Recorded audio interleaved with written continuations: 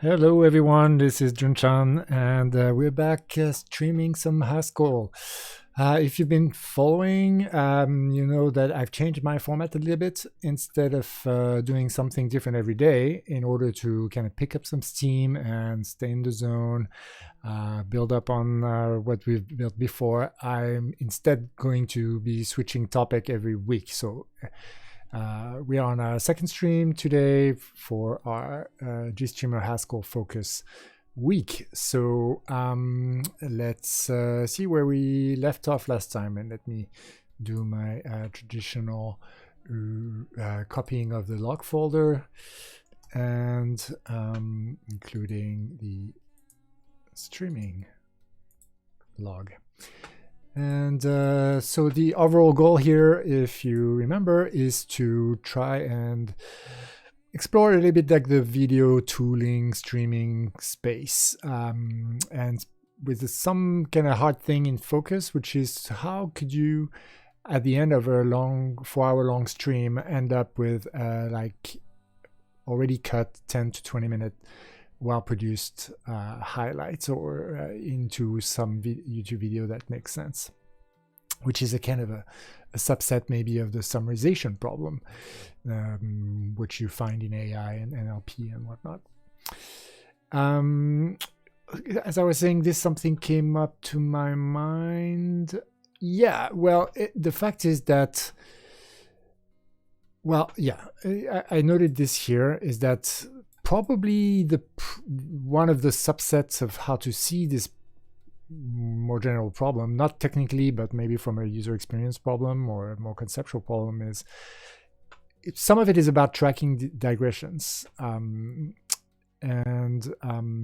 tracking the fact that, you know, as I'm for instance streaming about doing this tool, I might digress and go on to different tooling. When I wrote down some of that. For instance, I might digress to go into, I miss bash prompt for my Nix setup, and then I might go to do some Nix contribution on the wiki or something, and then find that doing that contribution, actually there's some additional issue that needs to be submitted on Git. So you could see this as moving from topic 0 to topic 1, which would be Nix, and then going from 1.1 to 1.2. So spending some time in the Nix digression a bit before popping back the stack and moving back to the main topic, which is 0, which in this case is streaming tools, but maybe specifically popping back to go to the UX section specifically, which was fun because it was very self-referential here. And so tracking that, would add some layer of meaning to different video segments, and would allow to say, well, the moment I know I'm going to, leave the main topic and go into digression, I could flag it, and then which is equivalent to put something on the stack, right? Which would be, okay, now Nix is the current topic, so maybe we'll go to a Nix bucket instead of continuing to go into the GStreamer Haskell bucket, the streaming tools bucket, and then as soon as I pop back the stack and come back to the streaming tools bucket, then it would kind of continue where we left off, and so that would potentially create a nice cut inside the GStreamer streaming tools bucket, as well as create a little extra on here, a little additional topic video for Nix contribution that could be its own small thing that could be maybe published as is, as a like I'm contributing to the bash prompt setting for Nix develop or whatever. And so I surmise that in fact I'm thinking about something right now, which is that one of these extrons, let's call it, I think that's the correct, maybe it's not the correct, maybe it's an intron. Maybe introns are the things that are not expressed in the DNA. So another example of an intron is meta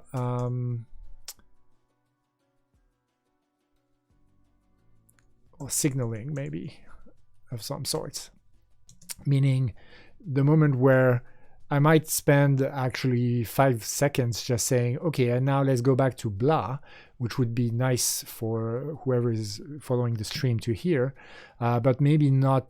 Maybe you wouldn't want to have that in the output, the bucket, what I've been calling the bucket, which I think is probably I should call a segment, right? The bucket segment. So these would be basically transition descriptions for viewers, for stream viewers, more exactly, right? Not the end video viewers. Okay, and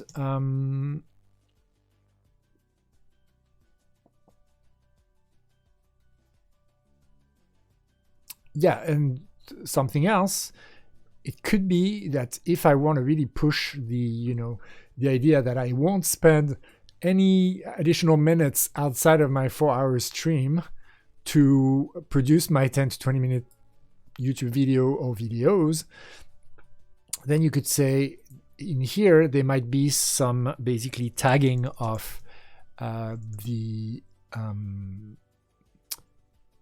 digression, right?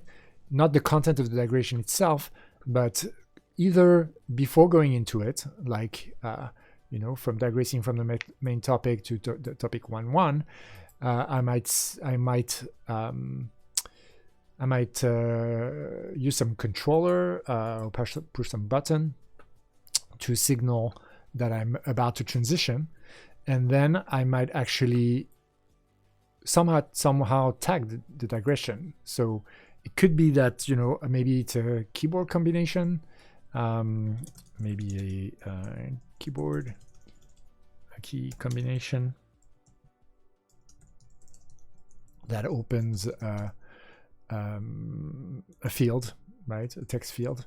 And then I just enter the name in the text field and boom, that's the title for the digression.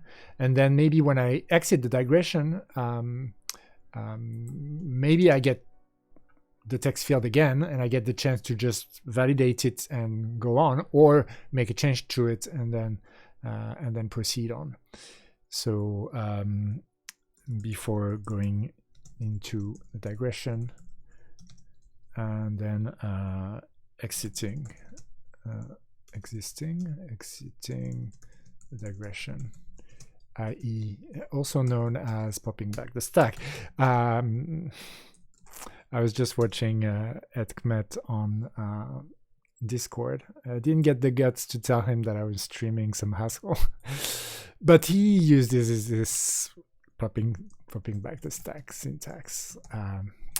Yeah, I'm a bit standing here, but there is lots of smarts in Mr. Edward Met. Okay. And in the Haskell community in general, one of the attractive features of it. Okay, so those are some UX thoughts, but going back into the weeds, we had a wonderful achievement last time, which is that we launched a GST pipeline from Haskell. And how awesome was that? Well, it was awesome, I can tell you, I was there. Even pushed the buttons and let's try and see whether those buttons still can be pushed to achieve the same outcome. And that would be, I think we might still have it in our bash history. Yeah, how awesome. Using GStreamer library as a library from Haskell. Super exciting. Yes, we do. We don't need the debug stuff. And boom. Oh yeah. Video gets played.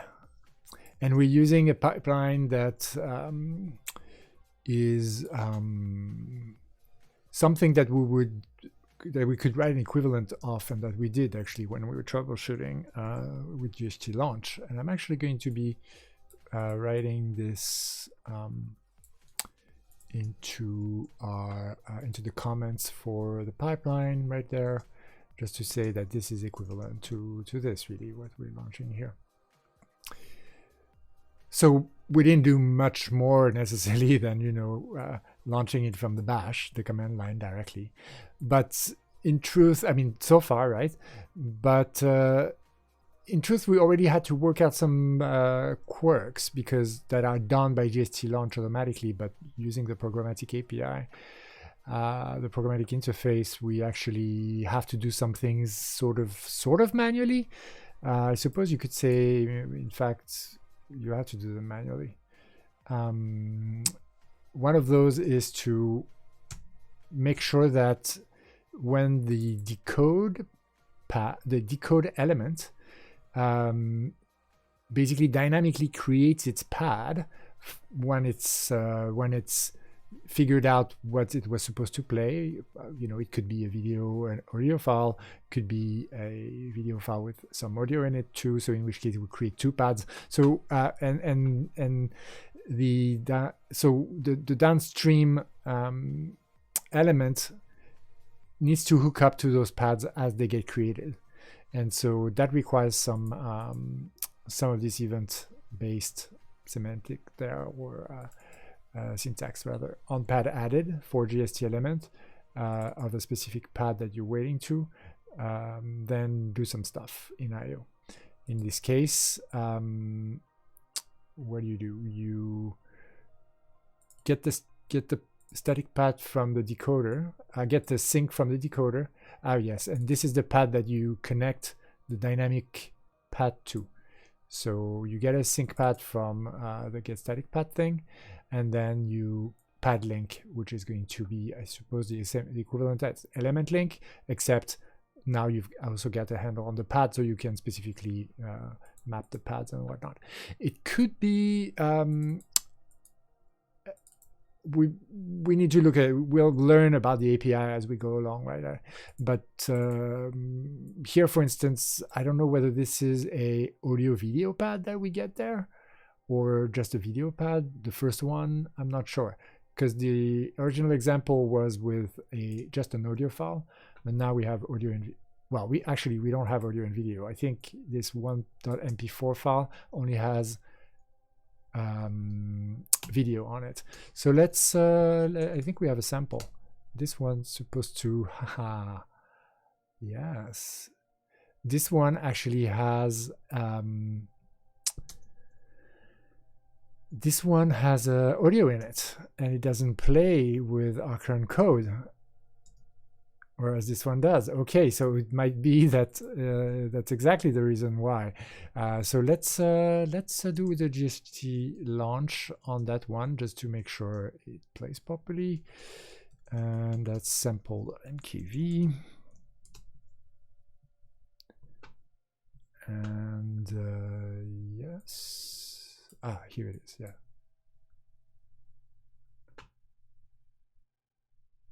Okay, that was it.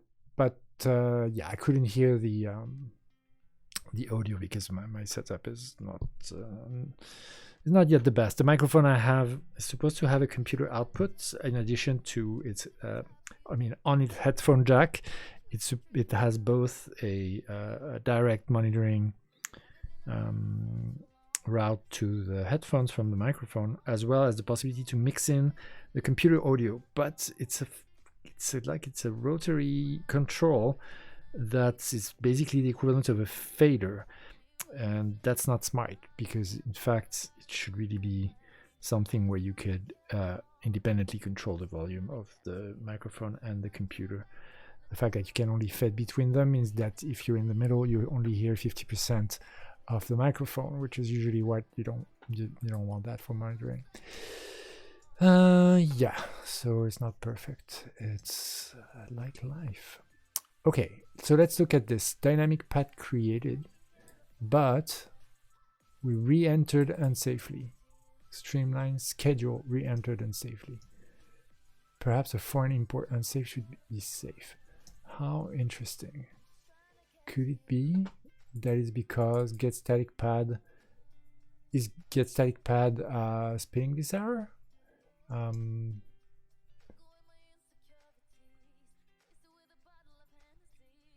Yeah, look at this. I think there are 2 dynamic paths being created. Well, here there's 1, and then we get an error when the output video is closed. Okay, we should probably be able to cache this instead. But if we do sample.mkv, then we see we have, oh, hold on, it worked. What? Okay, it just worked this time. Huh.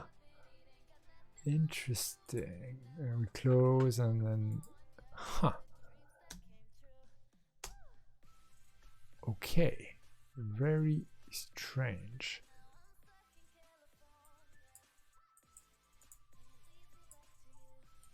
Very strange indeed. Also, huh. Okay, but it's the case that it's creating 2 paths, but I think maybe before we let it go, because it will probably resurface, let's try and search for this. But notice that it's between the paths, the path creation. So there we go. GHC, huh? Oh, it's a GHC. A multi-threaded CFFI. Yeah.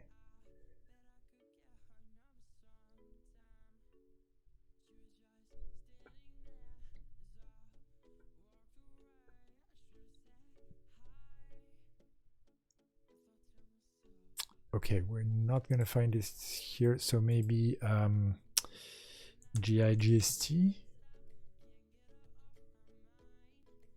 Okay, maybe Stack Overflow will have more info. The schedule error happens because the Haskell code was compiled without that threaded option. Oh, Haskell code is calling C function create threads, which spawns multiple threads for thread functions. For thread func C function, thread func goes back into Haskell function F. So even though Haskell code is compiled without minus threaded option, it still results in multiple C threads executing F. Hey.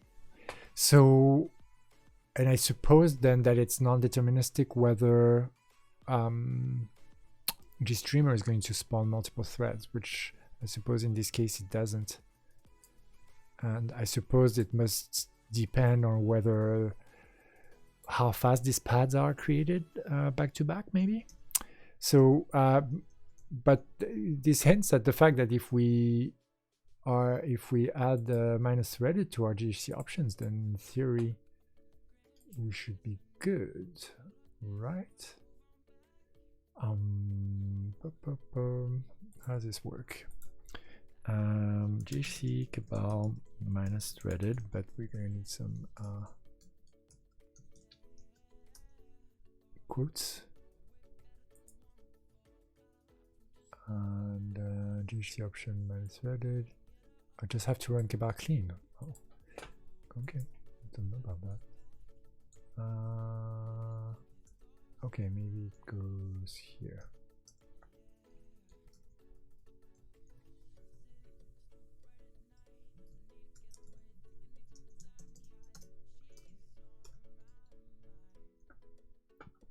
Let's put it at the bottom. No. I still haven't removed all the possible sources of trouble. But I think, yeah, no, I wasn't sure whether I liked my solution overall with Mix in the end. But let's try this and let's see whether we actually need to cabal clean as suggested by the this build profile. Yeah, it sounds like we do.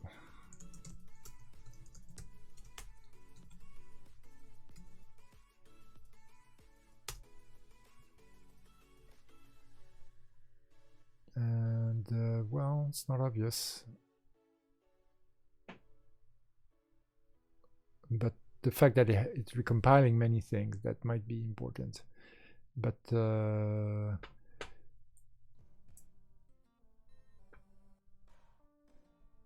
yeah, I suppose it works.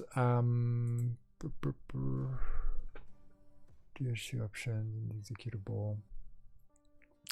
Sounds like we're doing the right thing. So let's yeah, let's leave it here for now. Let's consider that this is working, and let's check out our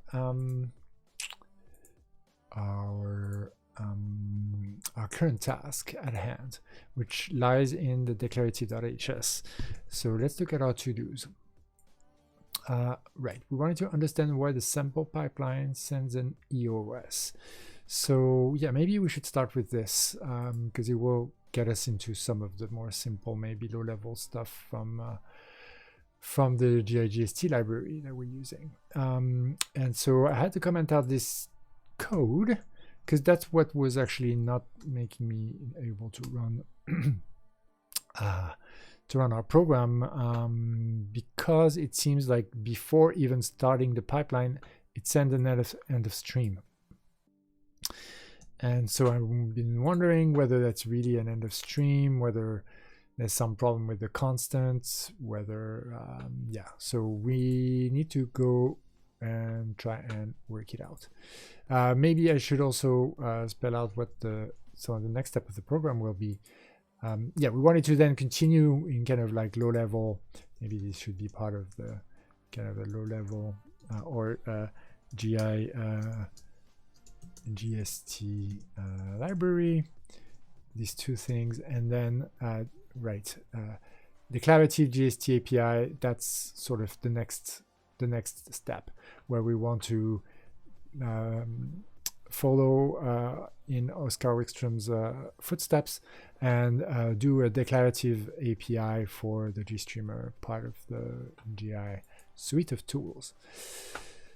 But before we do that, we need to understand GST a little bit better and feel like at least we can do some basic things apart from just, you know, running a simple variant of the hello world example. So that's why I wanted to do some of that stuff, which we bumped into when we were trying it out. So let's see, message type EOS, just GTK, here's GST. And so I presume, well, I suppose that going into the GitHub repo and running a search for message type EOS is probably going to be the better way, except that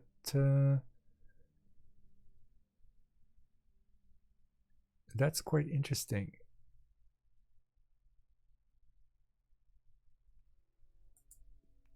So I wasn't expecting this. I definitely wasn't expecting this. Although yeah, I don't know why I say this is I don't really trust the GitHub search results, but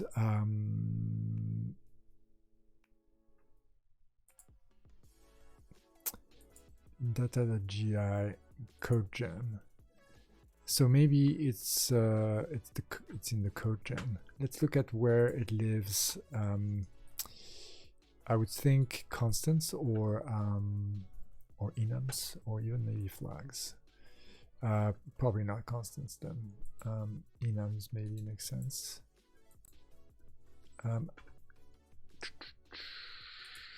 Not that I can see here, so let's go to the index. And M and message type iOS, but with a EOS, not iOS. Ah, it's flags. It was just the next one. End of stream reached the pipeline. The application will only receive this message in the playing state, and every time it sets a pipeline to playing that is in the EOS state, the application can perform a flushing seek in the pipeline, which will undo the EOS state again.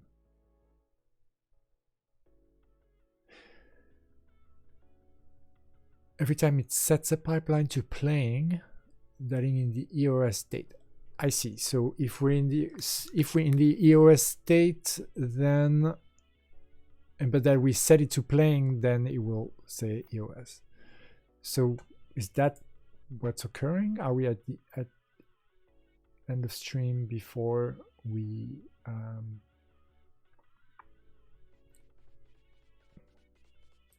even start the pipeline. Seems a little bit dubious, but is it the case that we need to explicitly play the pipeline from the beginning? Is here we set the pipeline to state playing, but do we need to do more? I suppose we're probably not going to get a lot of answers from this low level, code generated bindings. We need to go check out the actual GST documentation to understand this, and there should be this one-to-one correspondence between the two, really. Okay, so application development manual, building an application.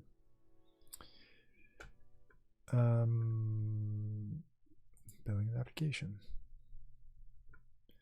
initializing GStreamer, GST init with some arguments, GST version. In our case, I don't think we care. That's getting the version, okay. As program is linked against blah, okay. We don't do that. File name, head args, okay. That's nothing, but we get the loop. And is that also what they recommend early on in their tutorial? It looks like it's about parameter setting here. That must be what is passed to the init, maybe. Int argc blah, and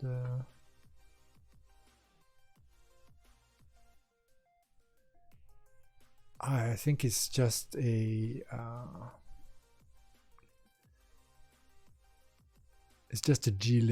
glibism, I think, a way to define and parse arguments, and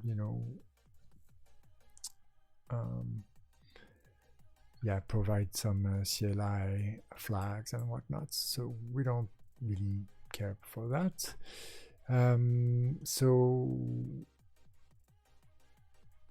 Okay, I suppose elements is where we're supposed to go to next. Right, so elements have paths, and that's the type of stuff that decodebin was doing earlier, except generating those paths dynamically. Creating a GST element, I suppose, is probably one of the standard things, and that's what we do right there with make element. So, which is the equivalent of element factory make. We give the system name for the element in the plugin registry. We give it a name for the program, and then we, in this case, I don't know what this does. Unref maybe just freeze the element before exiting.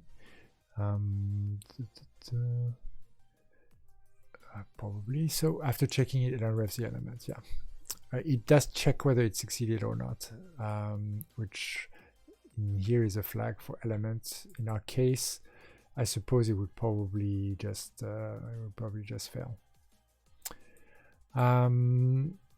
Okay, what does it do? Used to create the fake source element, and use the element factory to create an element with a given name. So instead of factory make, it does factory find first. Yeah, so that's kind of partial application of make element, so we don't really need that. And then uses the factory to then create something from source. Yeah, okay, we can do this super easily, and then has to free both things here. And then an element, so that must be a glibism again. Let's see, what is that? Several properties that are implemented using the standard GObject properties. Okay, so that's probably what happens when we set object property string here. So same thing, fake source and source. Then we get something from it. So we should probably be able to do something like get object property string. Apparently you want to add get property. Yes, we do. That's right. Add to the imports. Yes, indeed. And then, okay, that takes elements, string, maybe text. No, that takes string and returns IO maybe text. That makes a lot of sense. And so we shall say name. And here, I suppose it takes what element or string? A G object and then string. So that's the G object, that string, and oops, wrong trousers grommet. There we go. And now we should be able to put stir line name, I suppose, maybe. Or do we have some problem? Maybe text with try. Right, so we need to pack that, I think, or unpack it rather. And still not. Is there, because it's a list. Text with maybe text. Oh, okay, right, okay. So do we just name? And yeah, we do. Okay, and then we run this and we see whether it gives us, in our case, it should give us file src because that's how we called it. And user error, pattern match failure into expression. Okay, so I suppose we should, so this returns a maybe text. So let's just from maybe and say not found. And we'll probably need to pack that not found. That's unfortunate, but that's where it is. And then we should get the name rather than just a name. And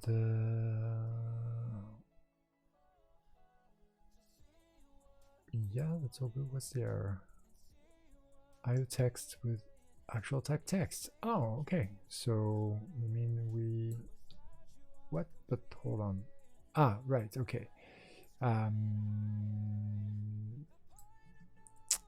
Yes. So I suppose you mean something like so.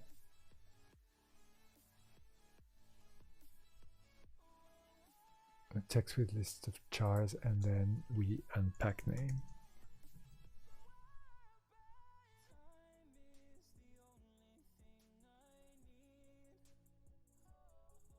Ah, right. So in that case, we only say not found here.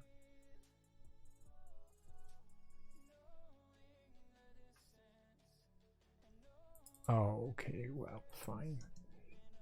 So we'll just pack not found instead. Whoopsie, mouse is jumping around. And what? Yeah, well, probably need to associate properly. And what's this? Redundant. Yeah, redundancy is not an error. Okay, let's try again.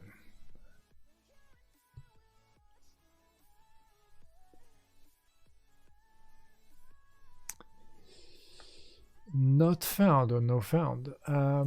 Okay, why do you, so you don't find the look? Oh, of course you don't, because we haven't set it at this point, and what I asked for is location, not name. So let's get name instead.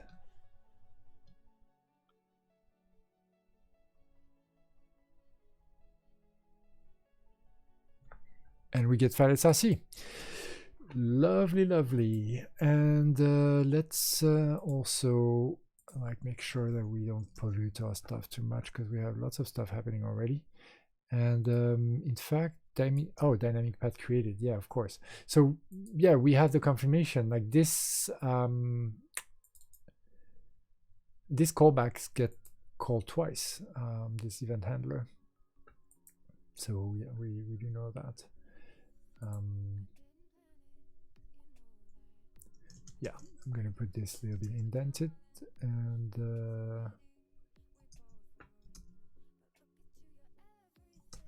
yeah, I don't know if I need to do that really, but okay, good. So fine. Next, more about element factories. Getting information about an element using a factory. GStInspect provides some generic information about an element. Category can be used. Get the type of element. A rank and a category. Okay. Examples of category include codec, decoder, video. Oh, that's cool, because I think we were talking about needing some categories maybe when we start doing declarative stuff, because depending of whether basically elements are, you know, sources or sinks or filters or demuxers or codecs and whatnot, all of this will determine some potential type safe representation inside a pipeline. So we want to think about that.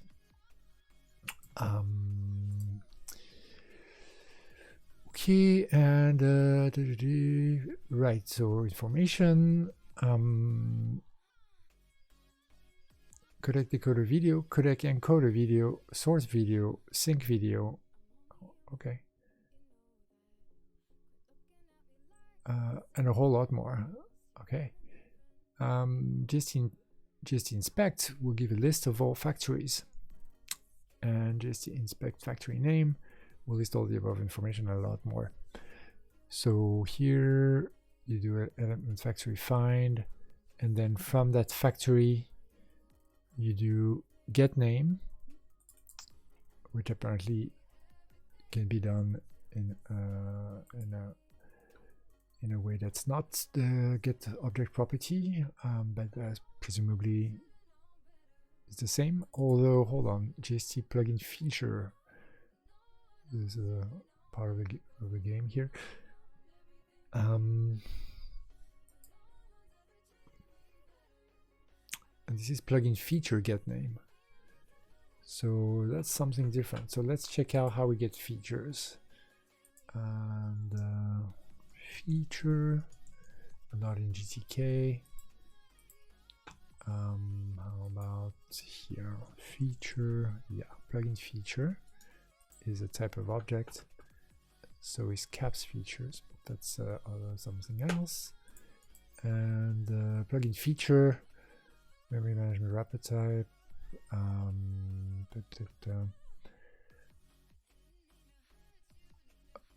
Is plugin feature, right? So yeah, those are not going to tell us where the plugin feature, something that outputs a plugin feature. Get plugin returns the plugin that provides this feature. Okay, so they're directly linked. So clearly we'll need to, clearly we need to get a plugin, but a plugin, yeah, plugin is probably going to have get feature or something, or not. Feature at the once you have a handle to a plugin, e.g. from the registry, you can add any object that subclasses plugin feature. Oh. Yeah, so element instances can be loaded at runtime. Sure, a plugin system can provide one or more of the basic GStreamer plugin feature subclasses. There's a struct of type plugin desk. So that should be what get description, I suppose, right? And then the plugin loader would check the version of the collaborator the plugin was linked against, and we create a new plugin. It will then call the plugin init function that was provided in the GST plugin desk symbol. Once you have a handle to a plugin, you can add any object that subclasses plugin feature. Ah, okay. Adding objects is, or the plugin feature is a way to say, as a plugin, I can handle these objects or something.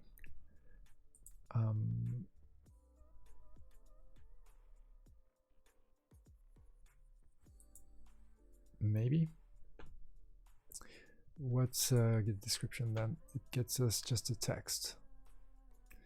And we still don't know how to get the plugin. We know how to make elements so far. So let's see, element. We can get tons of stuff from that, including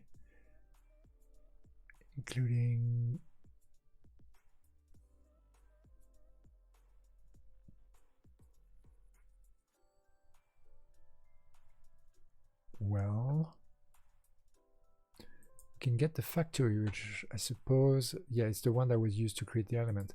So I suppose similarly, maybe it's actually from the factory that we need to get the plugin stuff.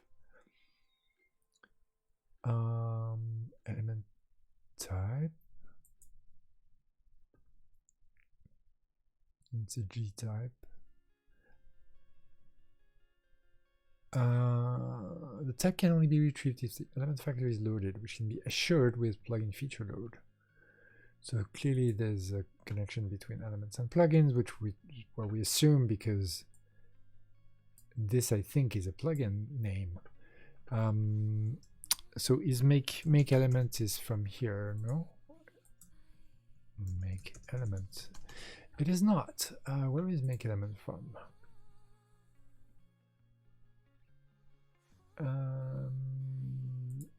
Yeah, we're not gonna know like this, so let's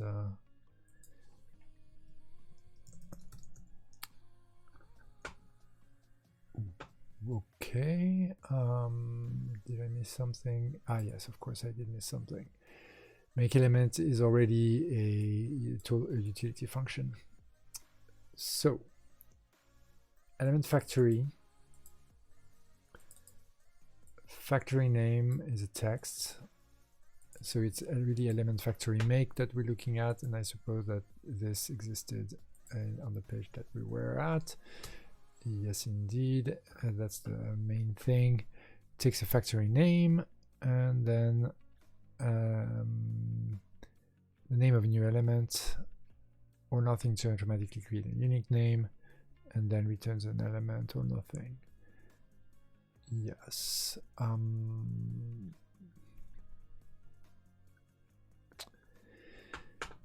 Yes, but still no cigar, right?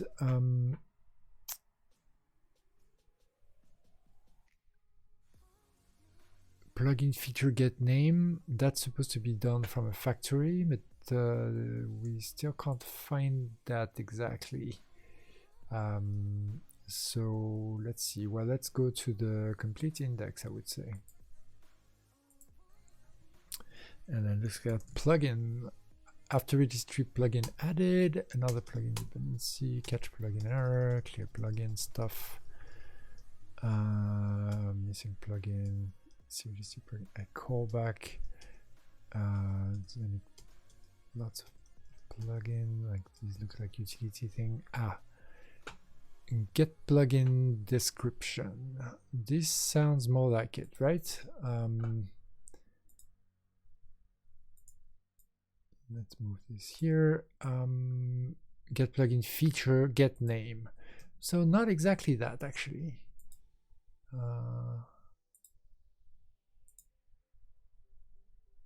Hold on, here. Yeah, no, not really. Okay.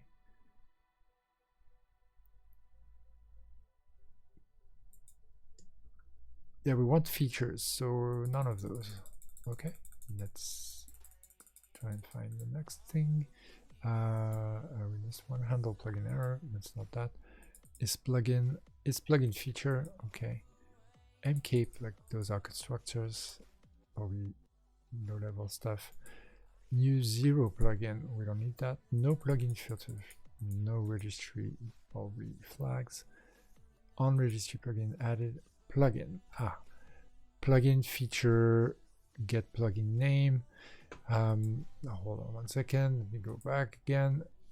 Plugin feature, get name. Plugin feature, get plugin name. Plugin feature. Is that gonna be it? Get plugin name.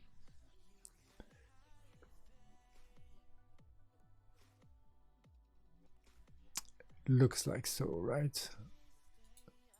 So that's in plugin feature, okay. And it takes a feature and returns the name of the plugin that provides this feature. No, I don't think that that's really it, is it? I mean, maybe. Class and description from metadata. The blah element is a member of the category blah. So I suppose maybe it is that. It seems like maybe it gets the feature from the factory and then just the name of, I suppose, the element back, which is doesn't seem necessarily very exciting. The name of the plugin that provides this feature. Oh, maybe it will be more than just file src. Maybe it will be actually the underlying plugin name. So maybe it is interesting. So let's try and find that out. So to use this, we require a that is a plugin feature. So we still don't know quite how to get the plugin feature from the factory, right? But apparently that's supposed to be possible. Plugin.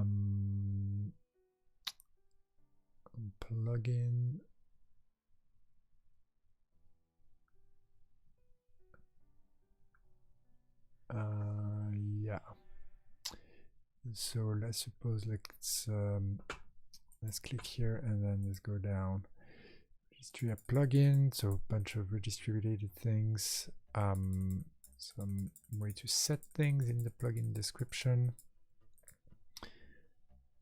To plugin feature, okay, that's possible, I suppose. That it depends. Yeah, that's just some kind of casting, okay. So not that. Wrap plugin feature, and I think we've reached the end. So did I miss something then? Might have. See plugin feature filter, registry. I mean, those look like low-level things that we shouldn't use. I suppose I'm doing plugin instead of feature. That might be my main error here. On registry feature, plugin feature. Yeah, we saw these ones, and registry find feature.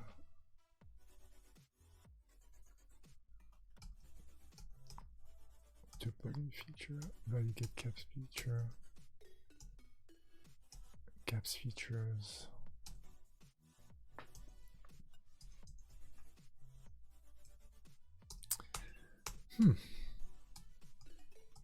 Okay, not clear how we get a feature from a factory.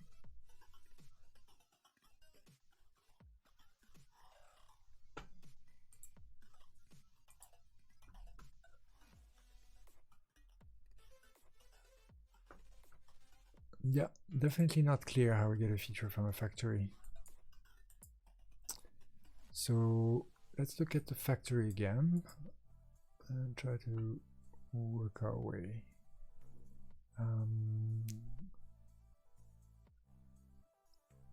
Element factory, and let's try and search for features here. A GST element factory can be added to a plugin, as it is also, a GST element factory is a plugin feature. So we can actually cast the element factory. That's why this this looks like this. Interesting. Okay. So all right. So source feature we shall get from to feature or to plugin feature, I think. Source.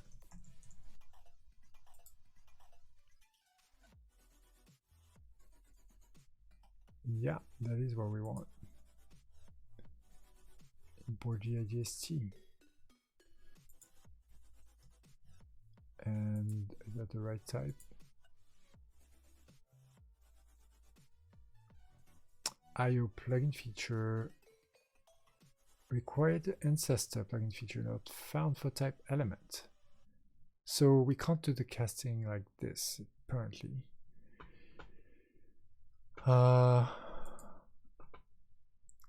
Maybe we can do it differently. EQ GObject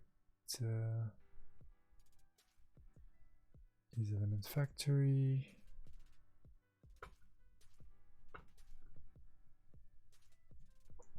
A GST element. Oh, but hold on. Yeah, source of course is an element, not an element factory.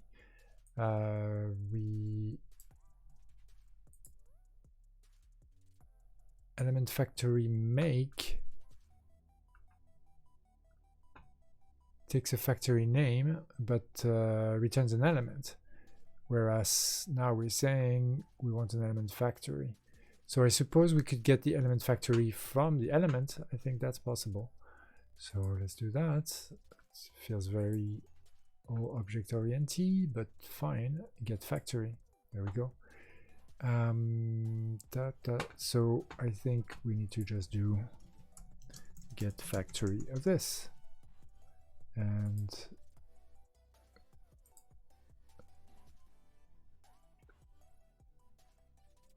element get factory.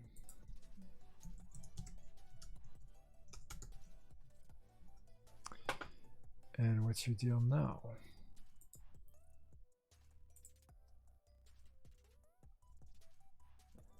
Could not deduce.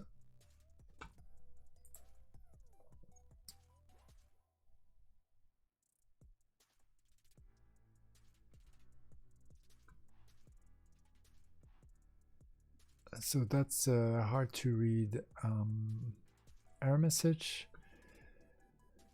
But similarly, I suppose it's saying that despite its type trickery, it doesn't think that we can use toPlugin feature on a maybe element factory. Sure, we would need to do that from a actual element factory.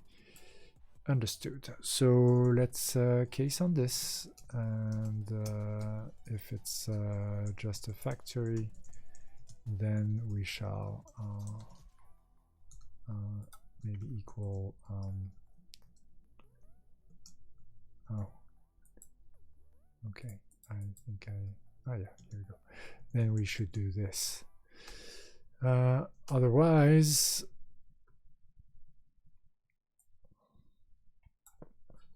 I suppose in this case we could maybe do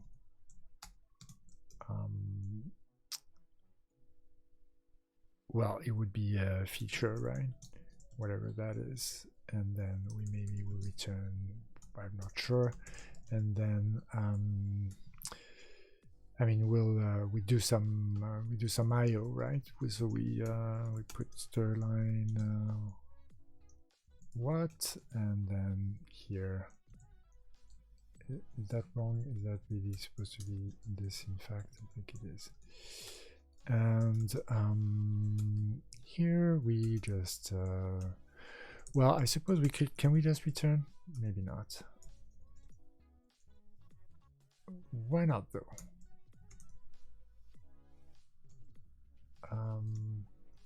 We have to return a thing. IO, maybe. What? Okay, is that because no, you know what, I'm not even sure what your DDO is, so maybe we just do put Sterline nothing. Okay, so what do we have here? Here you still can't deduce anything. Here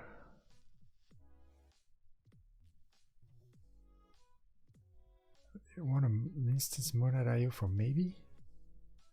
Is that because source? No, source is an element.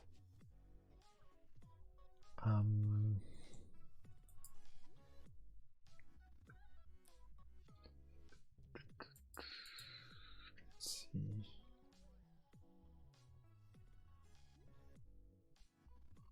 Element get factory.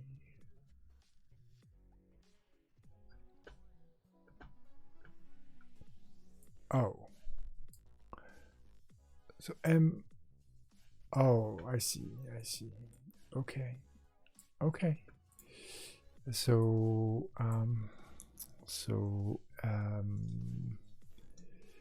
yeah, I suppose I can maybe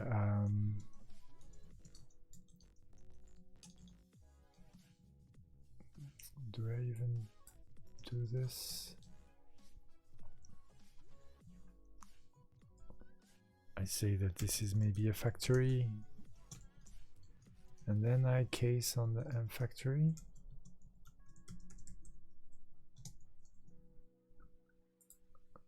Yeah. There must be a more elegant way to write this, but this is what it is. Can we show feature?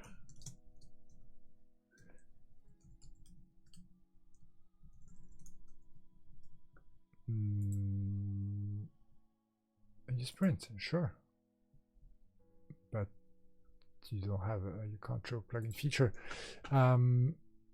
which is where the example says it gets the name of the plugin feature. So here we do plugin feature get plugin name, and we'll be in the maybe land again. So we do plugin feature get plugin feature, and we'll do from maybe nope, and we'll need to align the types, and then that's where I kind of, well, we have overloaded strings. What's the dealio? Why do I pack my things manually then? I think I'd removed the overloaded strings, and now I suppose I should be able to use them, right? So what's the deal here? Is string. So yeah, I think that's the overloaded thingy, but maybe text, because that's a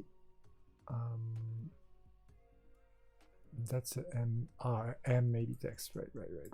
Good. Same thing. Name or whatever. I suppose that's plugin name, and then we do this, right? Oh, plugin name.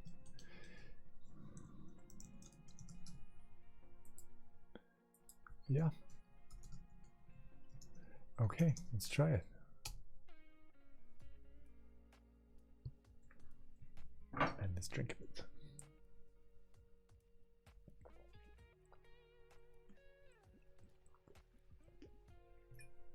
Yes, wonderful.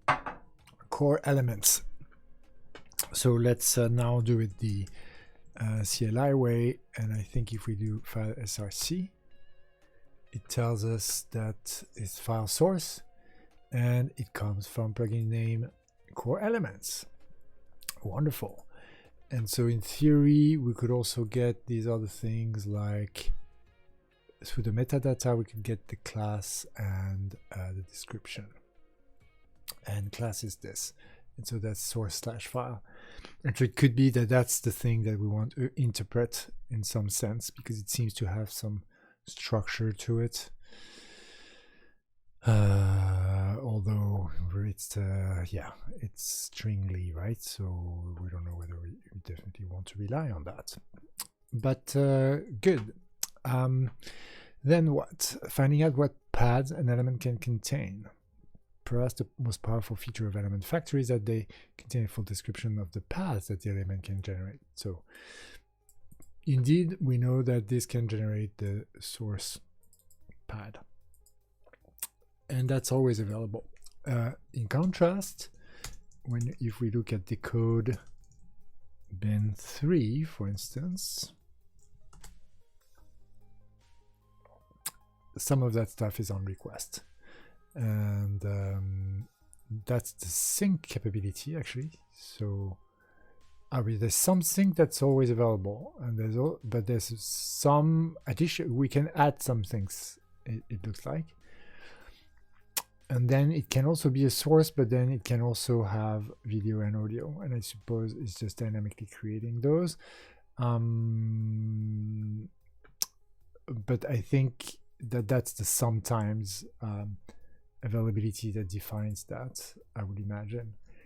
And that requires that we need to have the on added, which is probably a standard signal there on pad added. All right, children multi-queue 0. Is that a thing? No. Multi-queue though is, and comes from core elements as well. I don't remember if decode bin also does. No, comes from playback. But multi-queue comes from core elements and has the sync queue and source queue on request stuff. Right. So that's just a buffer, something to allow help for synchronization in the way that, for instance, in OBS, it would add 789 milliseconds of audio buffering. That would, I think, be the exact equivalent of adding a 789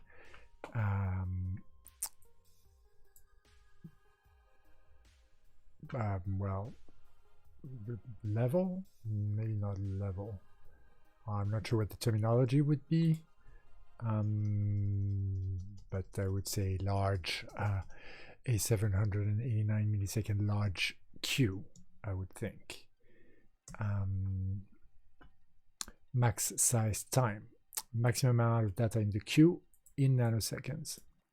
So yeah, saying that it's 789 milliseconds large makes sense because that's a possible unit for size. But there's three possible units for size. Excellent. Excellent. So, I mean, there's really nothing that's rocket science. It's just about getting to know the interface a little bit better.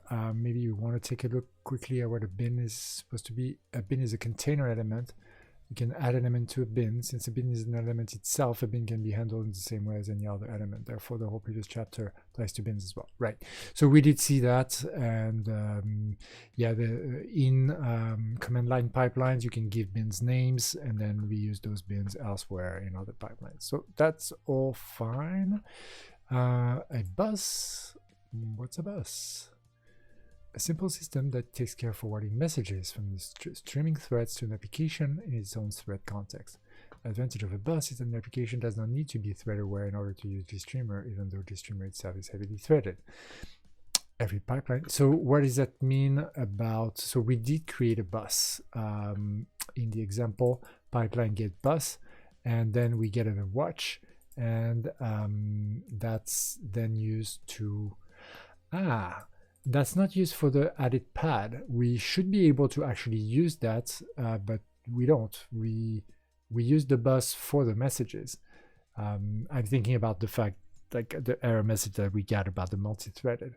It could be that the primitive we use for event handling, that one doesn't use the bus, although we could probably have used the bus. So let's see, in fact, so on element pad added, and let's take a look at the documentation for that, and if it mentions any thread like concurrency behavior, I suppose. Okay, on element pad added. Connect a signal handler for the pad added signal to be run before the default handler. When overloading is enabled, this is equivalent to on element pad added callback. So that's this special syntax that we've seen Oscar Wickstrom also mentioned in his blog posts, like this, for instance, which is this overloaded label thing, which is a weird object orientism thing that's apparently used a lot in this GI suite of libraries. Okay. Nothing really about the concurrency behavior for this. The fact that it's a signal seems to fit, I think, with the idea that a bus, well, actually we don't know whether a bus is the same thing as a signal. Signal, GST bus add watch or add signal watch, and we just added a watch here, and so it could be that there is a way to get a signal through a signal watch, which then maybe will allow to connect the multi-threaded GStreamer to a single-threaded application context. But it could be that on element pad added actually requires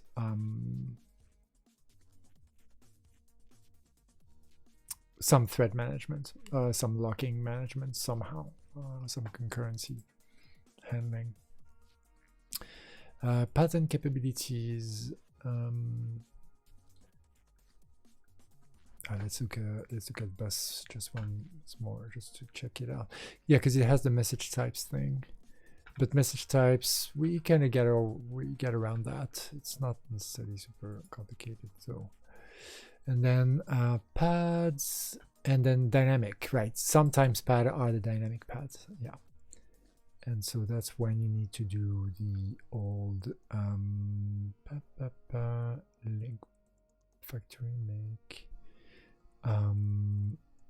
callback. Listen for newly created pads.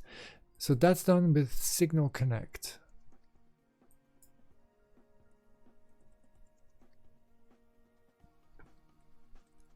Which seems to be different in spirit than on element pad added. Is that the case? I mean, it is a signal handler, so maybe it's not so different. On element pad added, here would be signal connect pad added. So it could be that is the implementation actually on implement pad added here? It's not, but it's you define a callback, create a callback, and then you do connect signal of the object of the pad added signal. So that's the same API as the C API that we see here, the signal connect. Okay, and so does it say something about the threaded nature of it doesn't. Okay, but then I suppose pads have capabilities then, and yeah, that's used later on to define what formats can be set, and then content, content negotiation. Ghost pads has no pad on its own. This is where ghost pad comes into play. A ghost pad is a pad from some element in the bin that can be accessed directly from the bin as well. A simple link. Okay. Buffer and events. Data flowing through pipeline consists of a combination of buffers and events. Right, buffers contain the actual media data, and events contain control information. All good. All this will flow through the pipeline automatically when it is running. This chapter is mostly meant to explain the concepts to you. You don't need to do anything for this. Okay, and events are control particles. Control particles. Sent both up and downstream in the pipeline along with buffers. And downstream events notify fellow elements of stream states. Possibly events include seeking, flushes, end of stream notifications, and so on. Right, so we have this other kind of duality between this kind of event bus or signals, and it seems like maybe this is just a different idiom for signals, but in the end it is signal. So I really wonder whether the main difference is the single-threaded versus multi-threaded nature of those things. Yeah, the first application, I think we get that basically pretty much, right? Yeah, that's the example that was copied in Haskell. And then what's advanced GStreamer concepts, threads.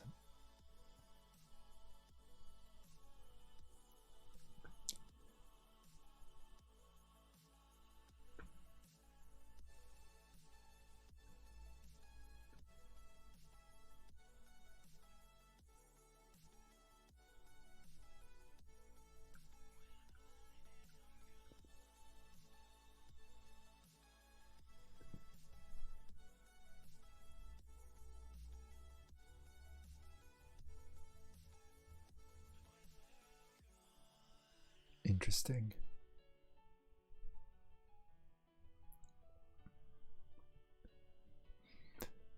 Several reasons to force the use of threads. However, for performance reasons, you never want to use one thread for every element out there, since that will create some overhead. Let's now list some situations where thread can be particularly useful. Data buffering, for example, when dealing with network streams, or where recording data from a live stream, such as a video or audio card. Short hiccups elsewhere in the pipeline will not cause data loss.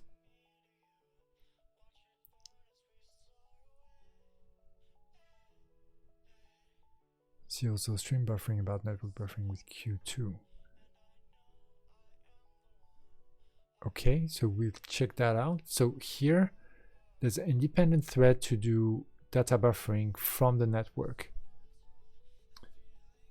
And I suppose that means that if, for instance, we can't, so I don't know if this is, I think this is probably pooling data, maybe. But it means that if we blocked for some reason in the network reception thread, then Q2, the communication between Q2 and thread 2 is going to be such that thread 2 can continue running smoothly because you still have some data to read, and the whatever shared memory stuff is made available from Q2. We can read more about this. This is interesting to me. And then synchronizing output devices, e.g. when playing a stream containing both video and audio data by using threads for both output that will run independently, and the synchronization will be better. Right, and I suppose that's better in the sense that otherwise it would be in some sense interleaved, that a given thread would need to be outputting a video frame and then outputting an audio frame and then a video frame. So you always have one of those two as lag, and so with two threads then you could be able to be down to whatever I guess your scheduling does, so your OS thread scheduler, I suppose, but let's maybe read a bit more about what the scheduling is supposed to be. Each element in GStreamer pipeline decides how it's going to be scheduled. Elements can choose if their paths are to be scheduled push-based or pull-based. An element can, for example, choose to start a thread, to start pulling from the sync pad, and or start pushing on the source pad. An element can also choose to use the upstream or downstream thread for its data processing in push and pull mode respectively. Right, so it will use the upstream thread for its data processing in push mode. Right. And GStreamer does not pose any restriction on how the element chooses to be scheduled. See the plugin writer guide for more details. What will happen in any case is that some element will start a thread for their data processing called the streaming threads. The streaming threads, or GST task objects, are created from a GST task pool when the element needs to make a streaming thread. In the next section, we see how we can receive notifications of the tasks and pools.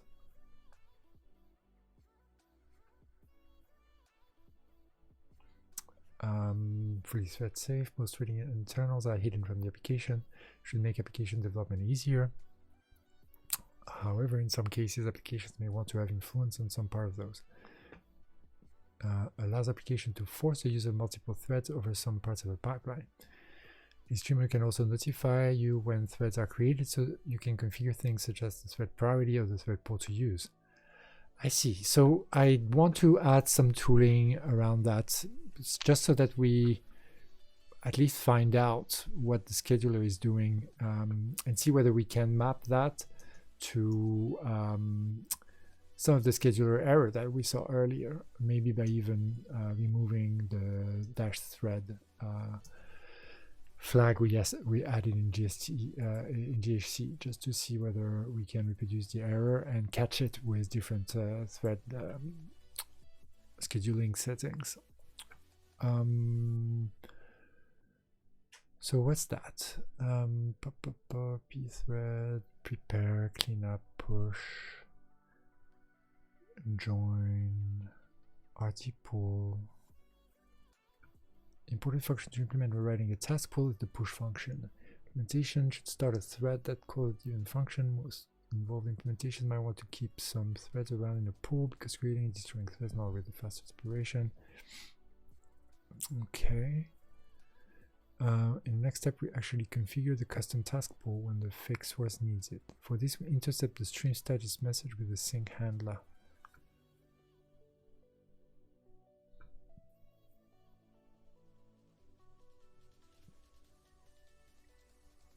Creates a source, creates a sink, add the source and the sink and the bin. Oh, bin is the pipeline.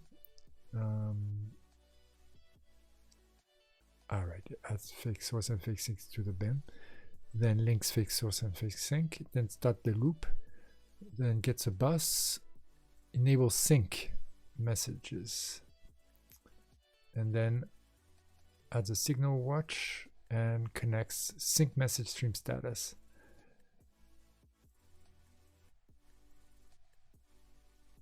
And then also message error and message EOS, which I suppose feels like that's like this, right? But maybe not exactly. We still haven't solved our EOS question, which we're looking at. And then it starts playing, and then I suppose we need to look at the on-stream status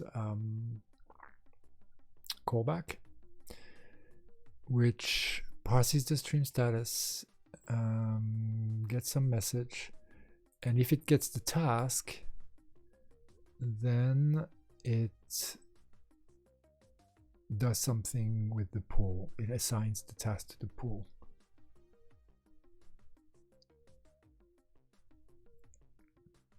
In fact, it creates a pool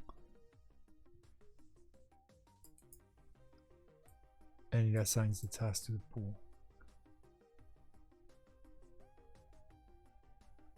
So that's a bit strange, but maybe that's just a toy example.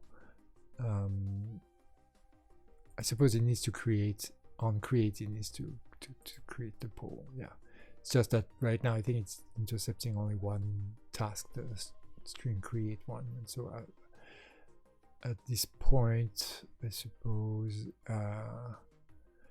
don't see it even cleaning up the pool, to be honest.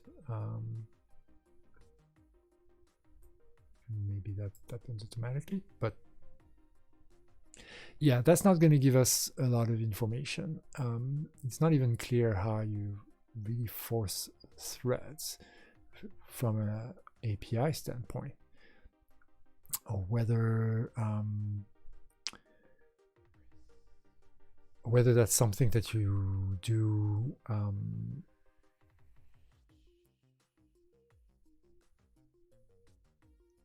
maybe it is just that some elements do so automatically. Like, does a demuxer make it so that any subscriber to its to different sources would be in different threads? Can an element decide that? I don't know. Let's look at stream buffering. Maybe it will tell us a bit more about threads. It doesn't. Yeah. Okay.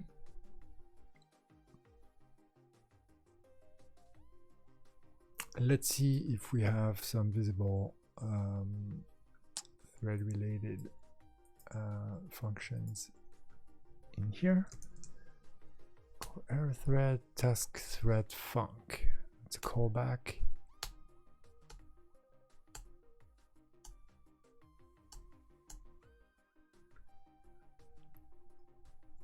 Also with closures, tracer value scope thread.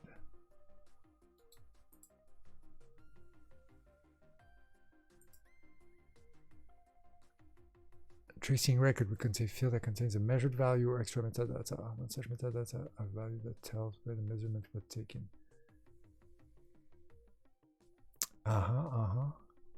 So that looks like a debugging facility, and that's not bad. I wouldn't mind being able to plug into that. So let's check out trace.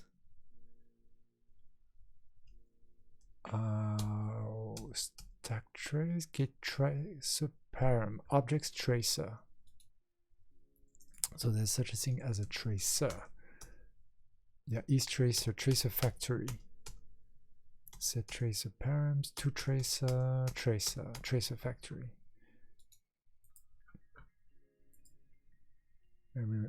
Okay. List of tracer factories known to GStreamer. Sure. Yeah. Don't mind. Let's do that.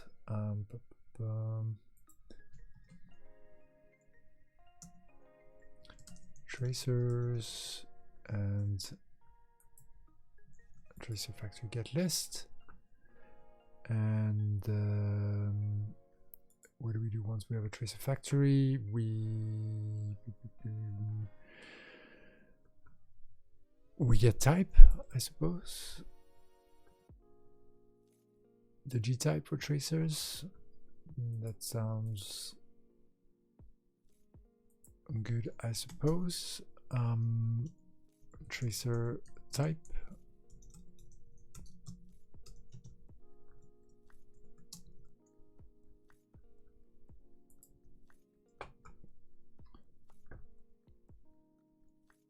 Of tracers. Oh, right. No. Yeah, we'll need to what, map that.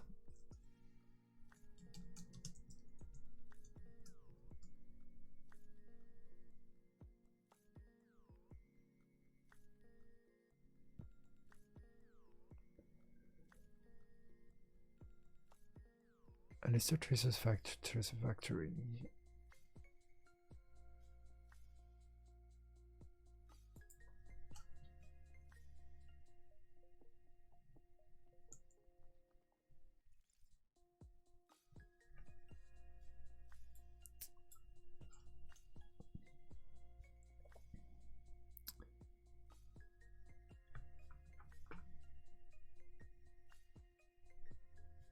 The type can only be retrieved if the element factory is loaded.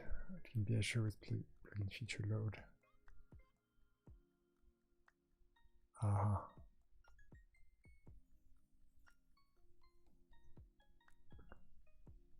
You must free the list using plugin feature list free. Oh boy. Ooh, I hate that. Memory management.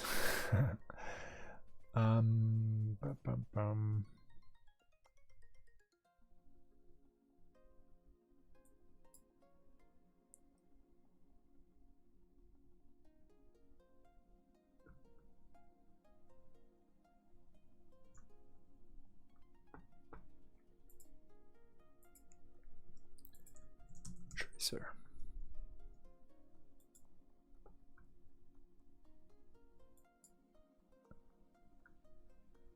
A mechanism to get structured tracing info from GStreamer application. Post-run analysis is best for live introspection. Statistics from a running application, which part of the pipeline use how many resources. Yeah, exactly. Definitely what we want.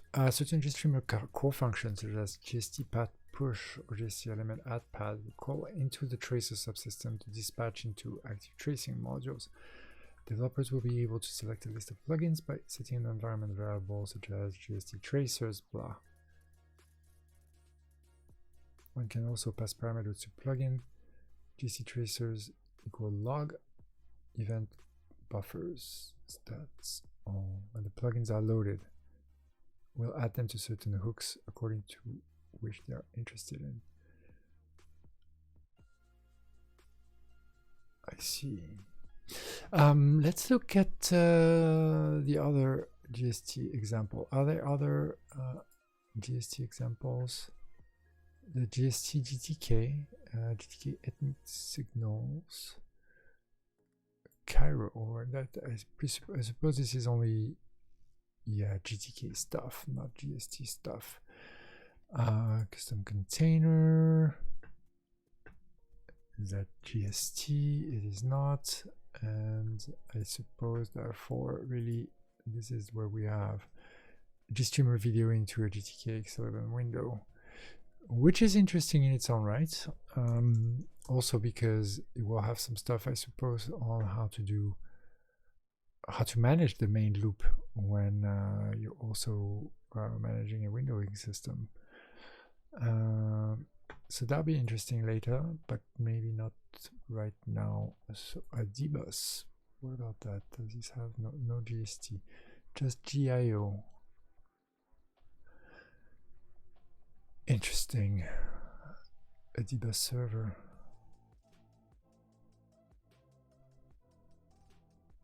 Yeah, I wonder if we're not going to end up looking into that as well, together with the Haskell stuff.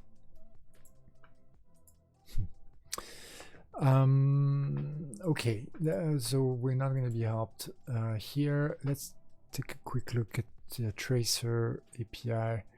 GStTracer record new thread our users. So that's the name of the tracer. Yeah, and then everything has specific substructure, scope substructure, which is why we had the scope stuff.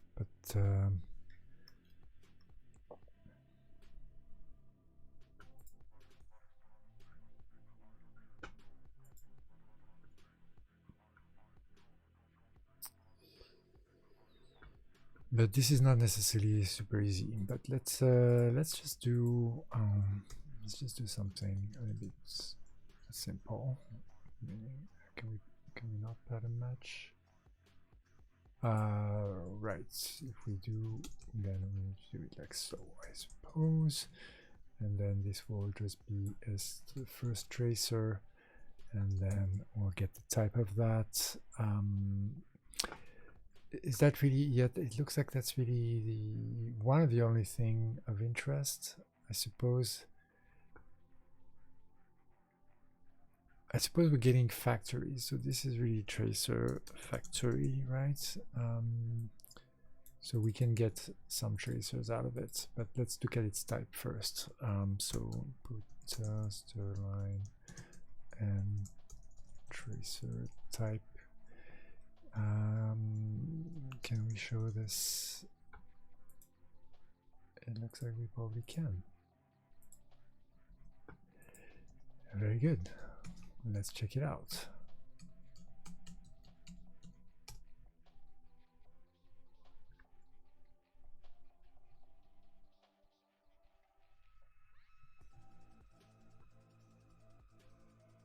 And type equals 0. And why are we not displaying anything anymore? I did something, didn't I? What did I do exactly?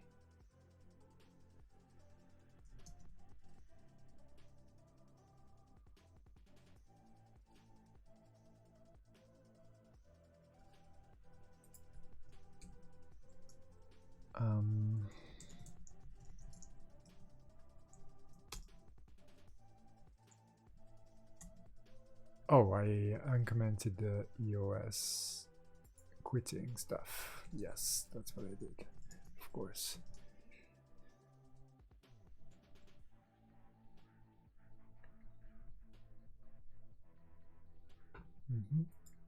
Okay, so we have this G type of 0. We don't know what it is.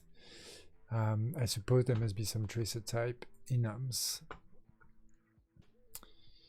Let's look at enums, tracer factory, tracer value scope, right? Tracer find, no, type find probability.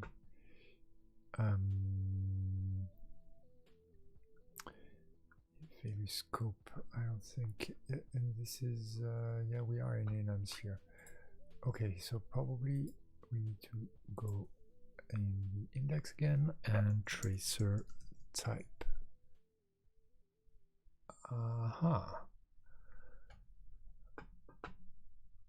There is no tracer type. Yeah, we just get G type. It could be the element factory is not loaded. Yes, 0 is the factory is not loaded.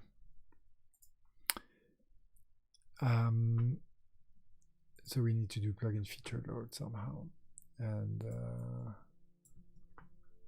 somehow trust that the tracer is a plugin. Maybe it is, maybe it isn't. We shall find out. This is all not very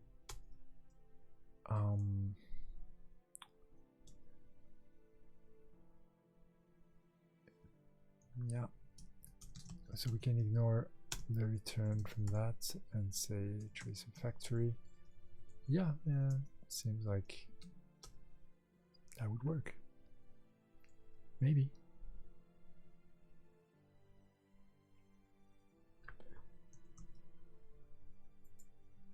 And G type, yeah, we got a G type, except that how do we even G type, gpath template G type name, G type to C G type. Those don't seem to be available. Are they hidden somewhere? Maybe we can use G type name. I do not know.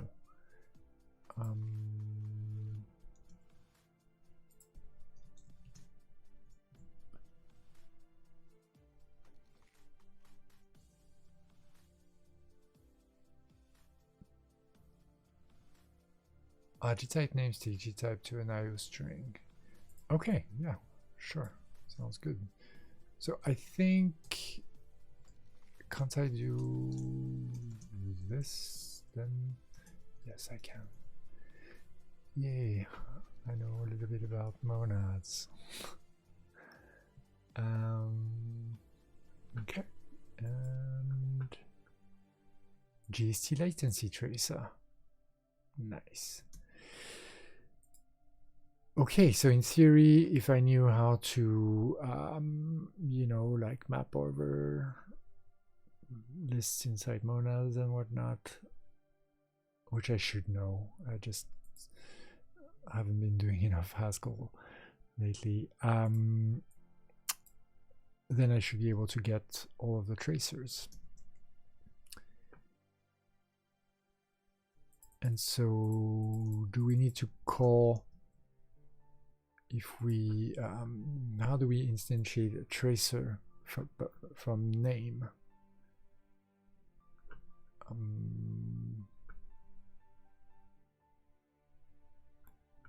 Looks like we just need to work with the registered lists, and that's it. And plus we need to not forget to free it.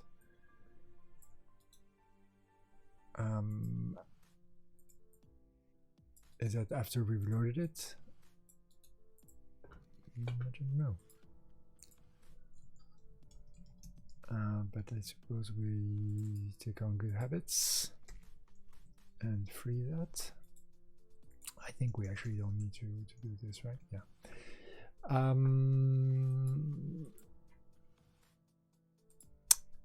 Yeah, I think I want all factories, and so we want to just load them all. And isn't that like sequence maybe?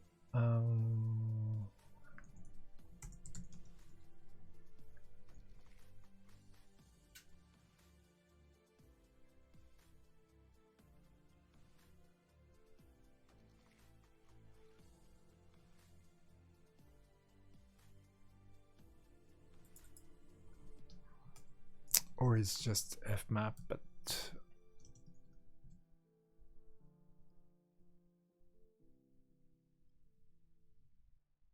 that's true. I didn't mean trace of factories.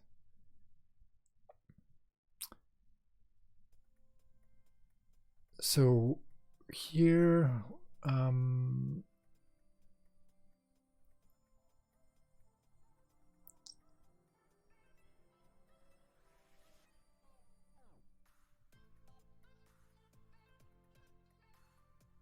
plugin feature load.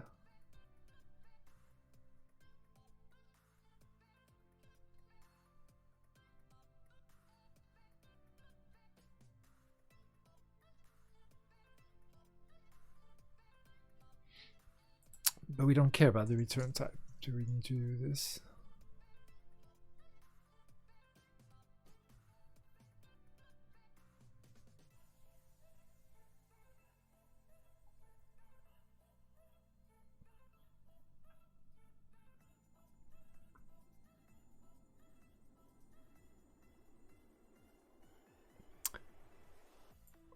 Well, I suppose we can return it. Does this even mean something? It looks like it.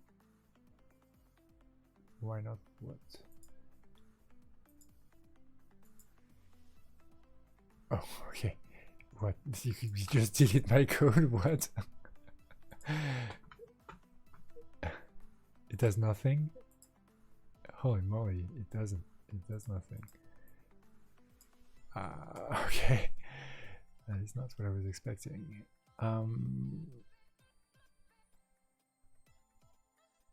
Okay, hold on. Let's be a little bit smart here. We have a list of IO maybe plugin features, but that's just the result of this, right? Because tracer factories is just a list of tracer factories, and then plugin feature load takes an A.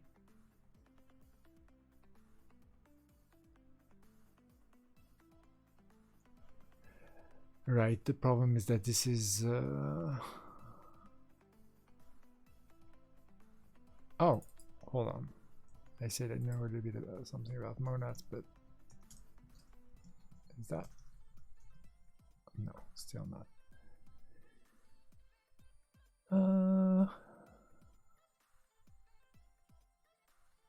Yeah, it's similar. I suppose that this returns a list of, in that case, now something. Hold on.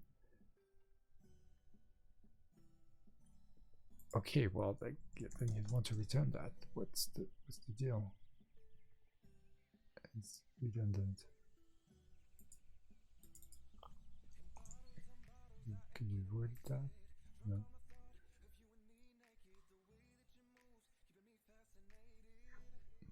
No, because the functor is a list. Okay. Google.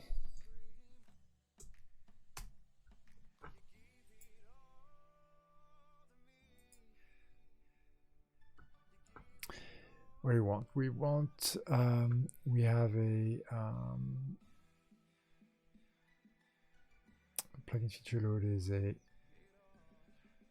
A2 IO. We don't care. A2 IO blah. And we have a list of A's, and we want some IO blah. Yeah, it's a bit ambitious, huh? Really, we have these in like so, right? Oh, there we go. Map M underscore. That sounds right, actually. Mapm underscore of plugin feature load and tracer factories. Yeah. So that's going to load them all, and then we'll want the list of types. That's going to be, I suppose, mapm this time of get factory tracer type. After we've loaded them, come on, stop tricking me. And then we need to mapm print again. Well, not again. We just need to mapm print. Mapm, and we can underscore this time, I believe. And do we need to mapm print, or do we need to print the mapm? I think we can print the mapm because we want to gtype name tracer types. Yes. And then we free the factories, and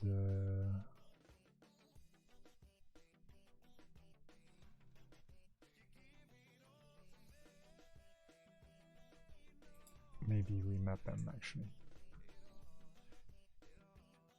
Gtype name is gtype to IO string. Tracer types is a list of gtype. So what's the dealio? Maybe it's just actually yeah, because it's it doesn't return the type name is not. Oh no, it is IO string. So then mapm, right? Or am I?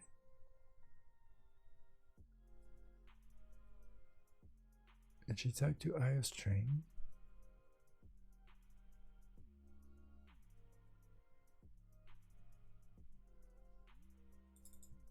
Oh,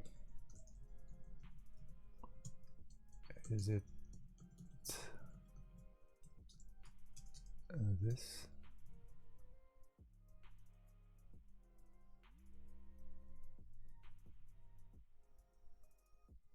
Why not mapm underscore? Indeed. And what's the problem with print?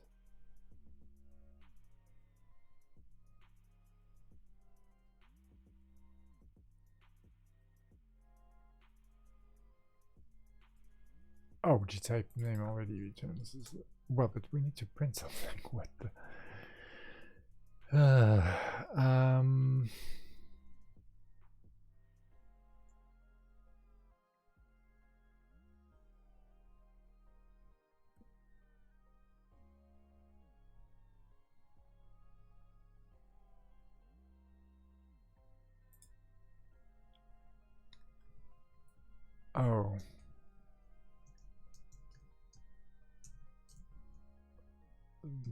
No. Okay, I'm confused. That we can do. And that we return.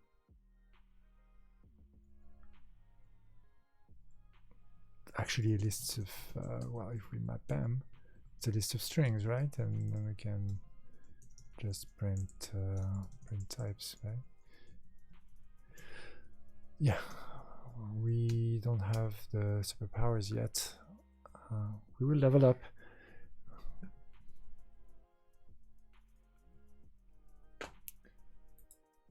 And there we go. We have all the tracers. Yay. A log tracer, R usage, leaks tracer, stats tracer. And then which ones are going to tell us something about threats? I suppose maybe stats tracer sounds like a good tracer. So let's check out GST stats tracer. Tracing module is usage statistics for elements and paths. Yeah, I like that. And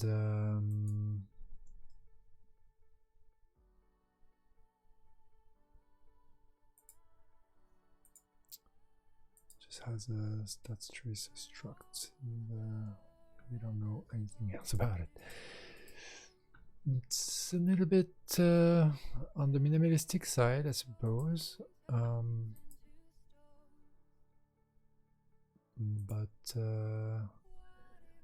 yeah, no, we don't want that. And that's the current fork. We don't really care about that.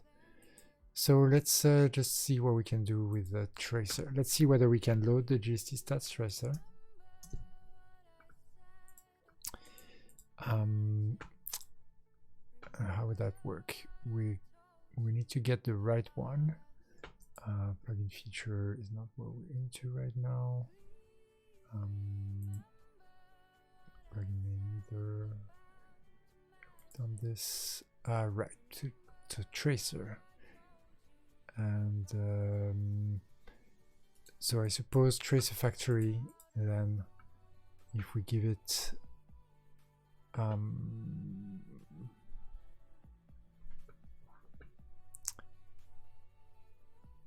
we get this list, and maybe we just need to get it by position.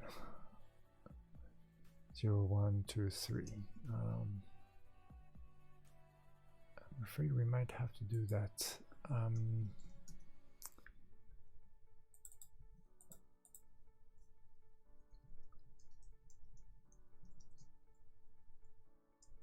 Stats.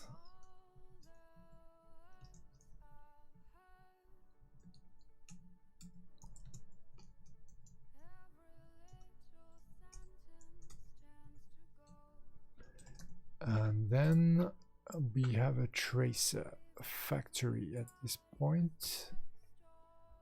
We still don't know what really we can do with it. Can get the tracer type, but it's not clear. So I suppose we go and check out the tracer.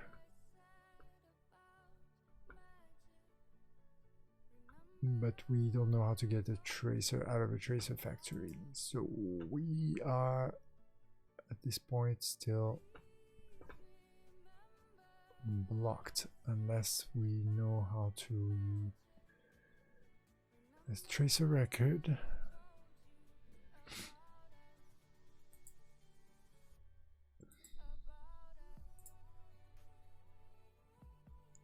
Get a list of tracer factories.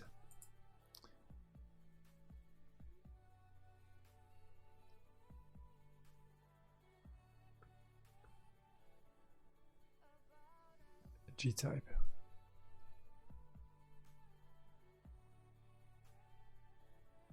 Is there a generic factory thing that we can?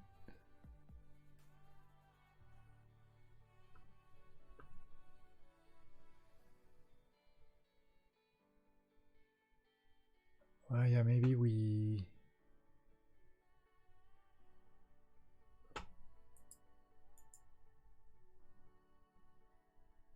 Let's look at other factory types. It could be that there's just like a plugin factory, and that we just load that. Or we use the make function from that. There isn't. And there isn't a plugin feature factory either. So let's look back at the TOC and what's factory here. Dynamic type factory. Could be that.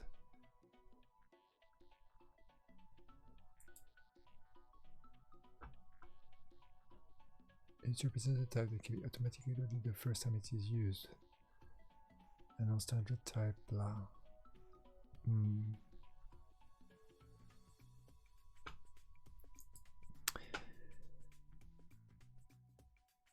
GST tracer new.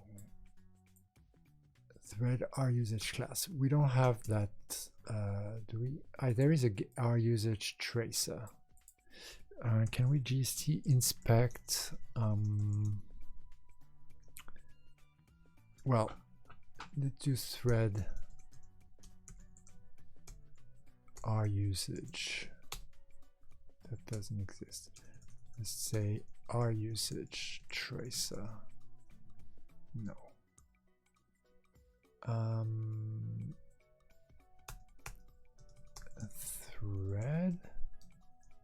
Thread ID. No. Thread R usage. How about R usage? Yeah. In the core tracers.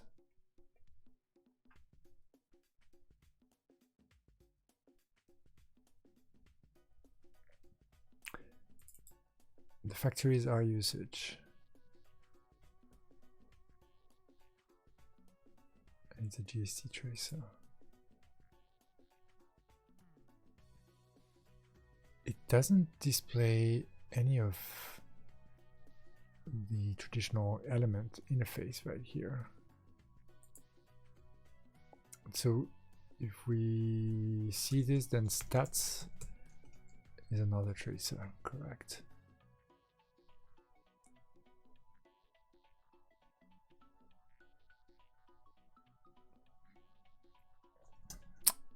I see. So can we just make an element from it and then convert the element to, or do we do this with the dynamic type thing? Where's the dynamic type? Dynamic type, factory load, takes a text and returns a G type.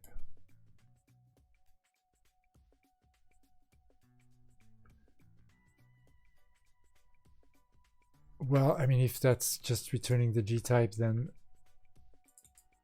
but G type name, that doesn't sound like that. Get tracer type, would that be actually loading the thing?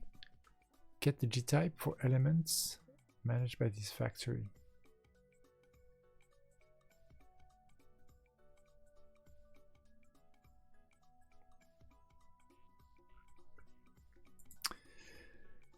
So stats being the G type for that thing, then with the G type, could we just, do we assume that that's actually a tracer and we do, well, we could check is tracer, I suppose, or we could just do two tracer. Is tracer taking a G object, not a G type? So I suppose, yeah, we're still not clear how to get something out of the tracer factory. Could it be that it's just missing an export? That somehow this is not generating the, this is missing some method. That sounds plausible to me, because we should at least have like a new or something, like the GST tracer record new, right?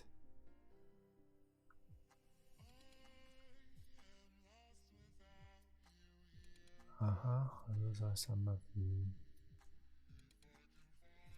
oh, that's weird. All of these are not yet implemented.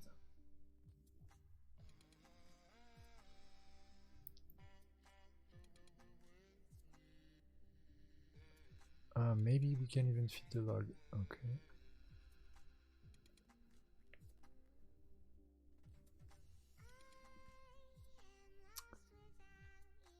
Huh.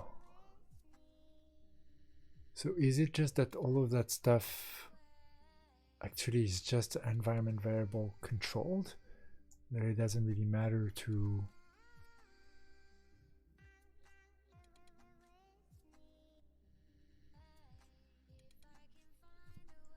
do this programmatically?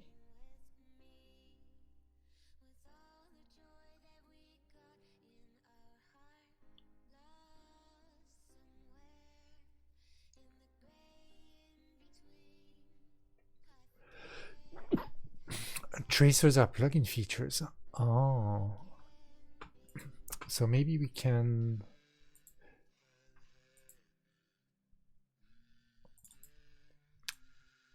We can take the factory and do 2 plugin feature. And then we'll have the... Then from the plugin feature...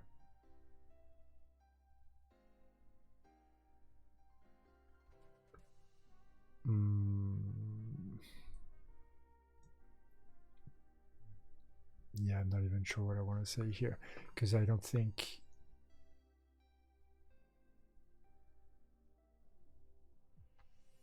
we can make an element. But it could be that it's just not meant to be used that way. It could be that this is in fact how you create a tracer rather than how you use one. That how you use one is always through the command line or through environments.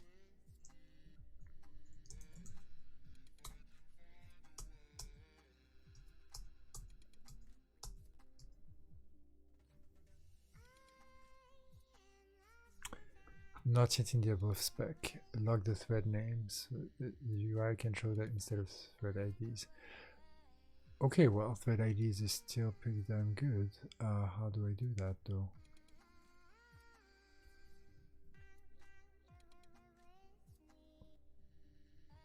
Stable IDs for scope, but there's no example for... Ah, there is. Benchmarks.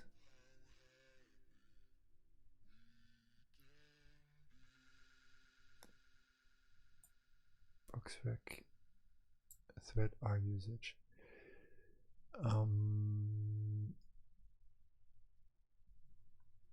Print some pipeline stats on exit.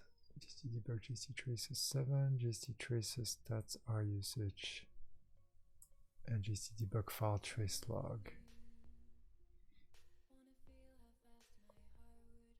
And then some pipeline.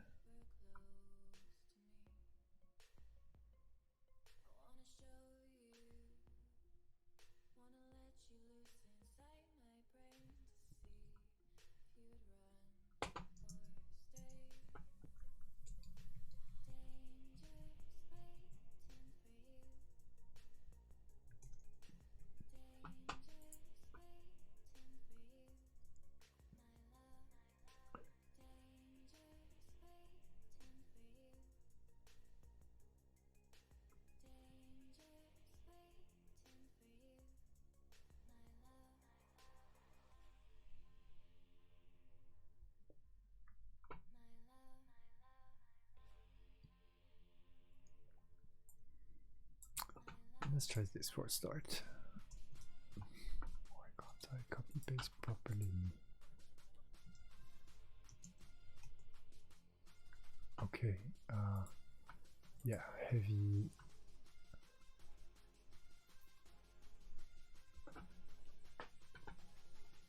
Heavy logging.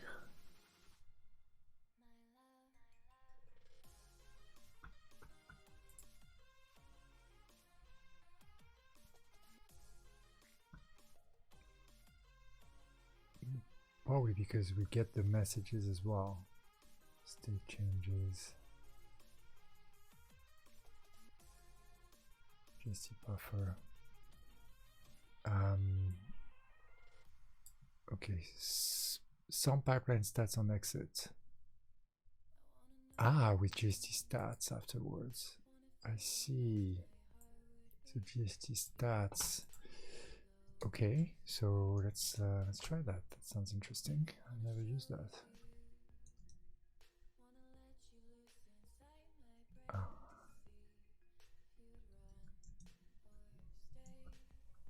With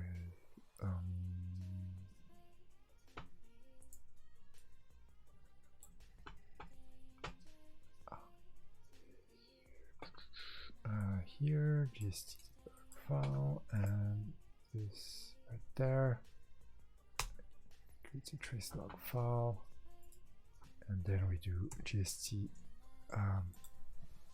GST stats. Yes, trace. Huh.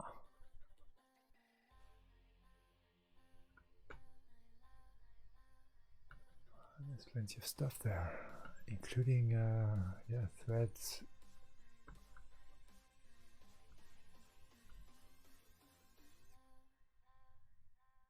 Let's see. So in this thread, there's a qtdmux sync pad, and then in this thread, there's a there's I suppose it's not right. There's more than the qtdmux sync pad. There's also these multi-queue AV codec and decode bin pads.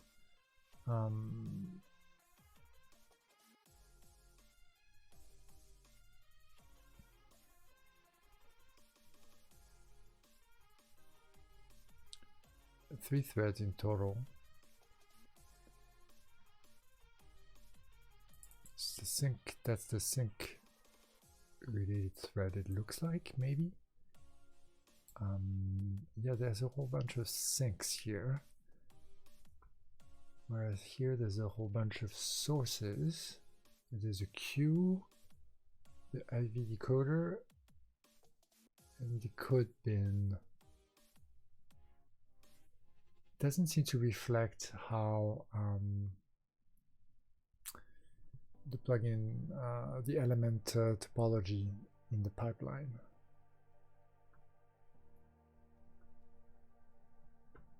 Number of threads 6, it says, though. So it's not quite correct. Right, hold on. 1, 2, 3, I see 4.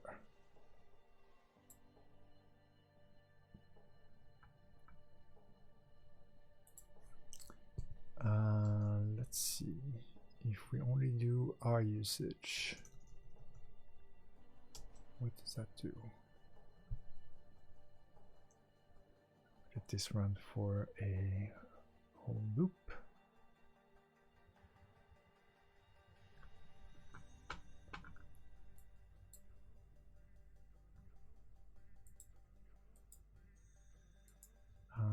That's a bit long.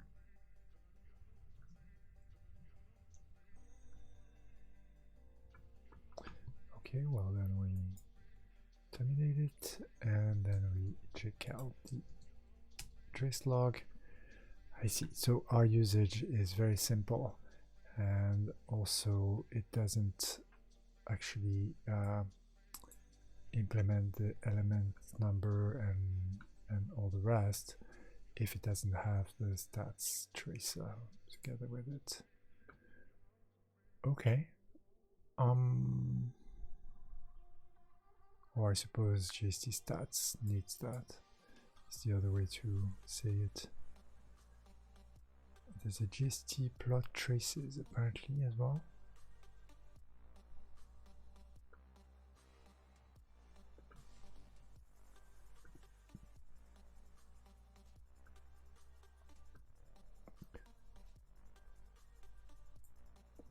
Let's try this.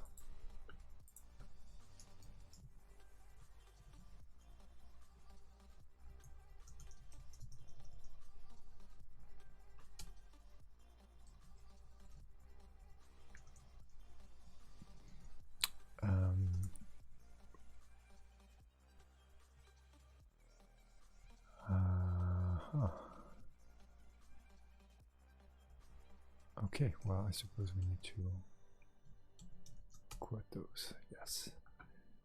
And then there's quite a heavy report.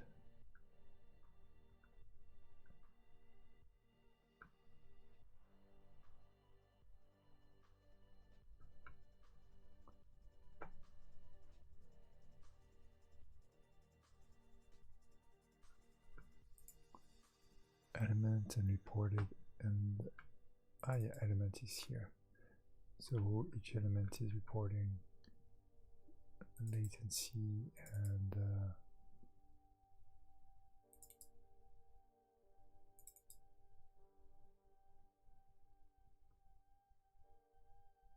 both time and TS. Maybe time is the reported latency, and this is timestamp. So this would be increasing to 2757, 2758, 58, 99, 99, 28. Okay, yeah, so this is timestamp indeed increasing. As this, well, this for instance is pretty heavy compared to this, and I suppose this is nanoseconds. And so, yeah, I suppose each of these report different times. And yeah, apparently there's necessarily no tooling to just parse these latencies, whereas maybe for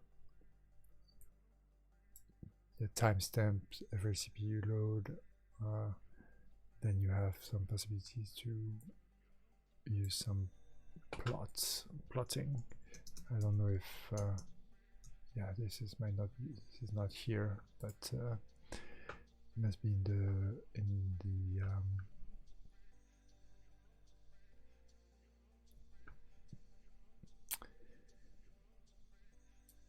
in the GStreamer code repo, I suppose. And there's also this electro driver for some live printing, apparently. Fit new plot. Is that that's just GNU plot?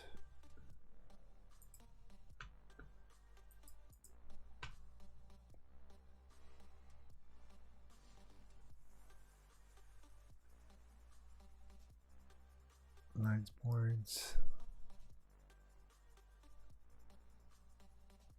Right, so we'd have to walk through this and whatnot. Okay.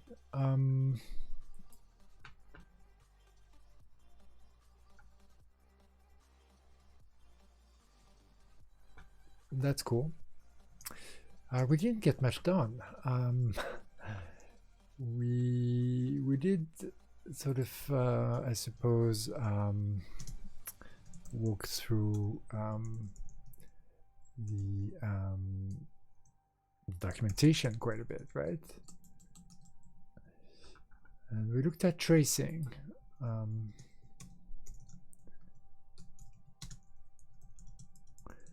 But we haven't understood why the sample pipeline sends an end of stream signal. That isn't clear.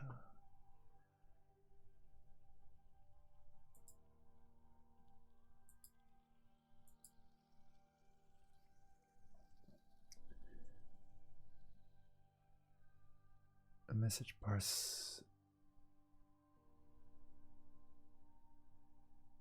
Yeah, we're trying to well, we're getting message types here. I suppose we could, in theory, just print all of the message types that we get.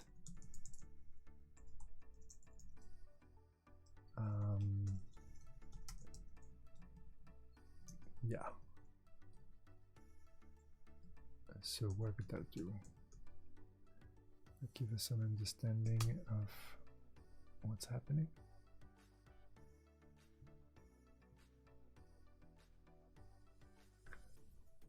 It might.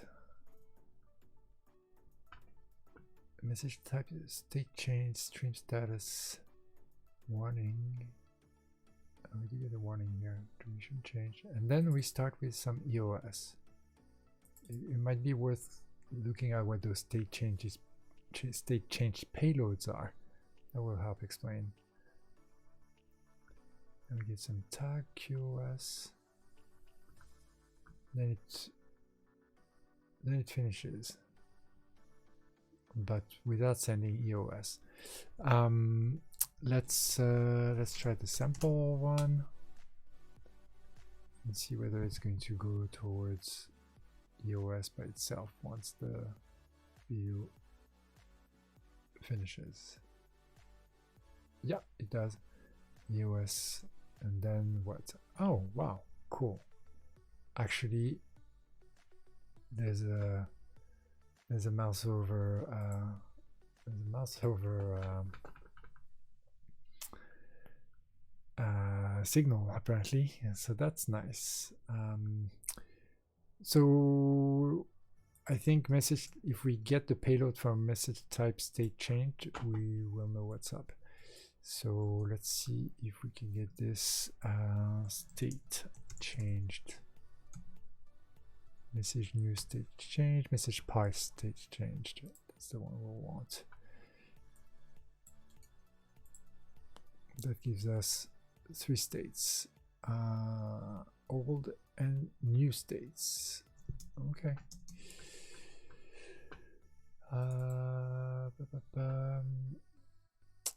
Right, so we can do this when gst dot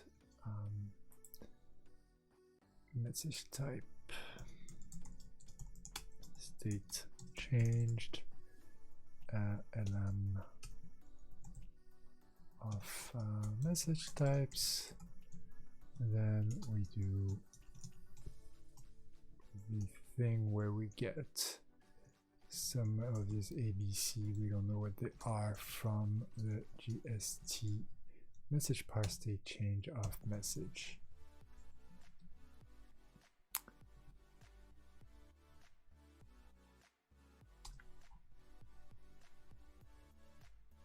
And then we just print a print B and print C. And maybe we actually print print this and print also maybe this at the end. Okay.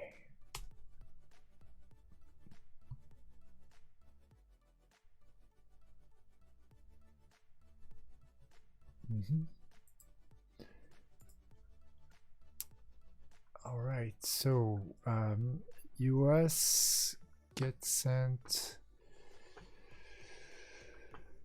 Ooh, this is harder to read now. EOS, right there. Okay, and that's the first one. So state ready to pause to void pending, null to ready to paused,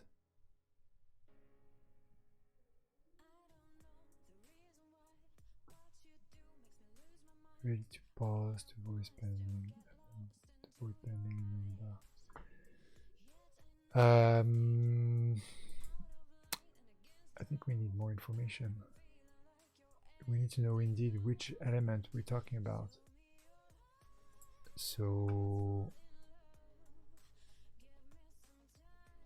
the element is message source. Okay, so how do we get message source? Is there an example?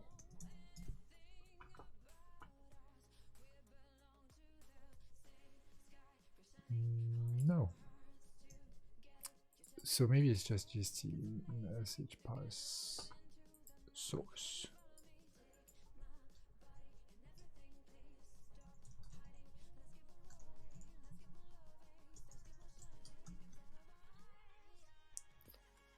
Message parse.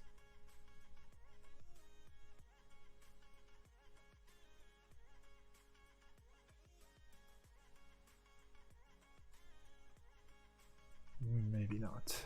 Maybe message.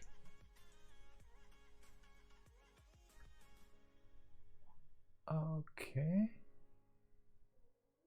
TTR label, maybe. Message get stream status subject. Get message source.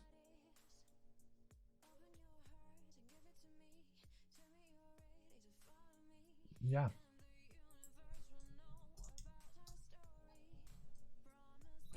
And then we try and print the source if that's possible. Nah. We need to maybe get the object name somehow.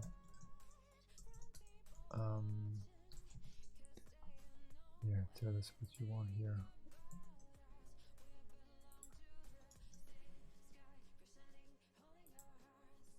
tend to feel whole. Can't do it.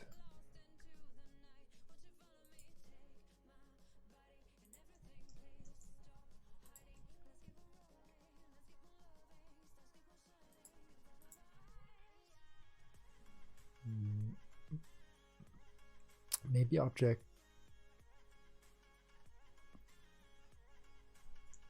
to IONE.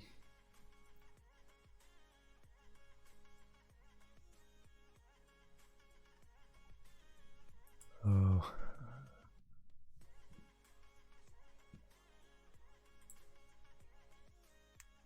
A bit annoying.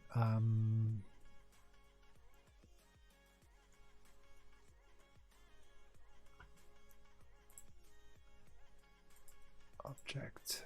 How do we get all these parse things here? Our messages. Oh boy, source. Not a good SRC. The object originating the message. That's to create new messages though, right? Get structure. The object that manages the streaming thread. I don't know. Oh, property SRC. SRC is a message. Get message SRC. Get the value of the SRC field. Get message SRC.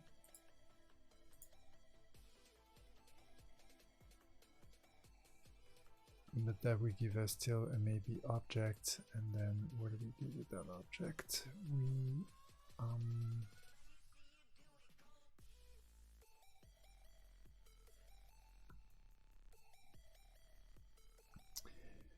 We need to assume it's an element, basically, I think.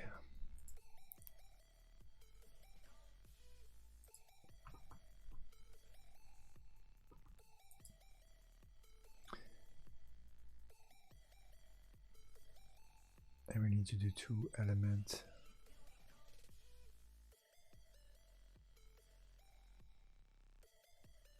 And then we need to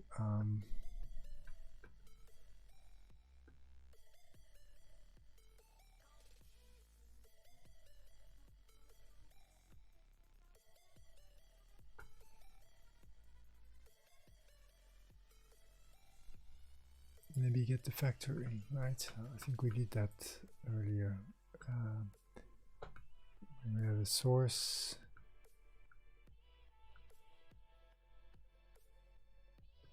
We get, yeah, that's right. From an element. So if SRC is an element, then we should be able to do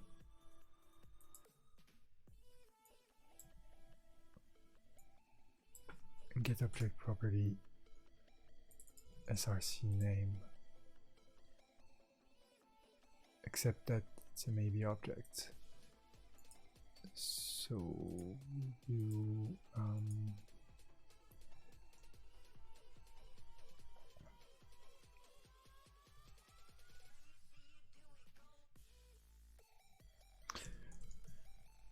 maybe.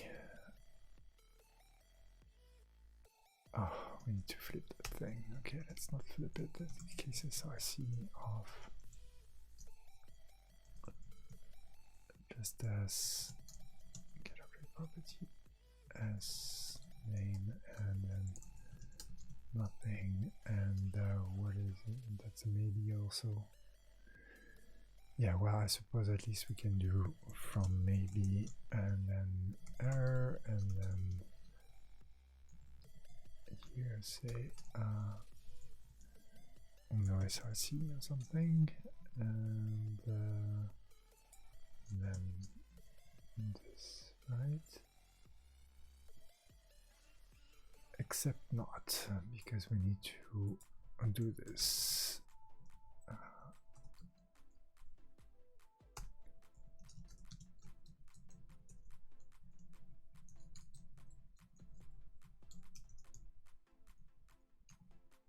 Still not.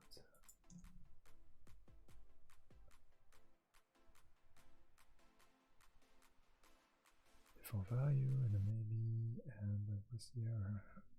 IO with actual type text. Is it because you need to return this?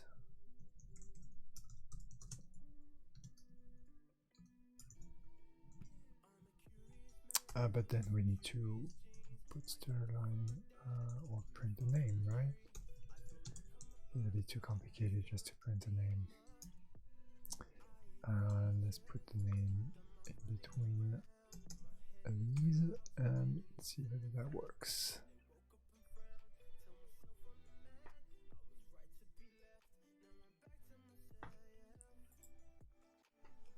Okay, and it does. And let's check out our EOS, and now we know that XV image is the one that gets from ready to pause to avoid pending. In fact, auto video sync. Hold on, where is the EOS? EOS is here. So in fact, it's the AV deck. Oh, after that. But we don't know who sends EOS really, and this warning and this extended stuff. Okay, so let's look at what these this warning and extended thing are. So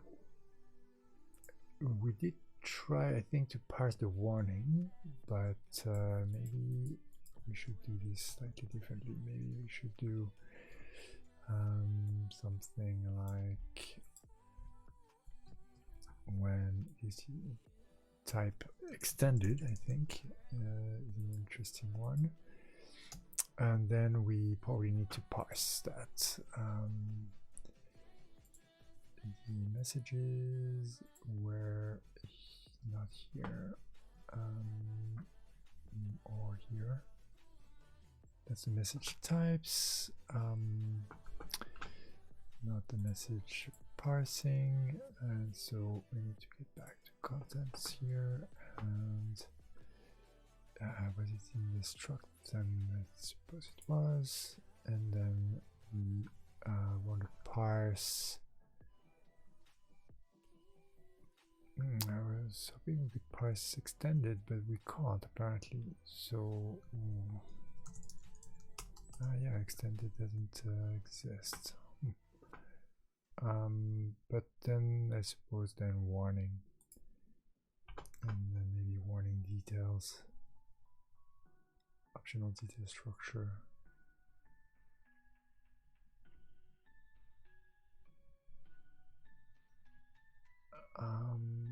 All of this needs to be freed. GR and text. So I think we tried to do something similar to this, but let's, yeah, I think it was this, right? And then, yeah, except that you need to be type warning, I think, is what we're interested in. And then we'll want to display these things. All right, and maybe we'll want to also parse warning details.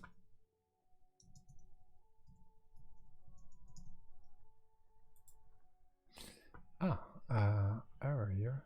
A null pointer in C string success. Message type warning failed.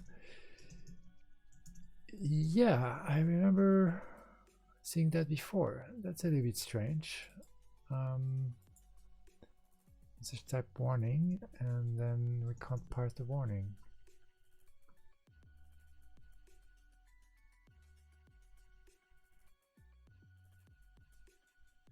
Or is it here that we fail? Let's print warning.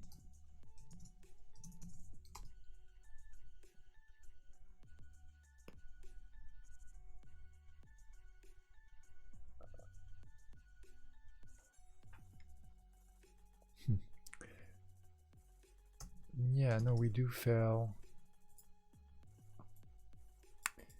at the parsing.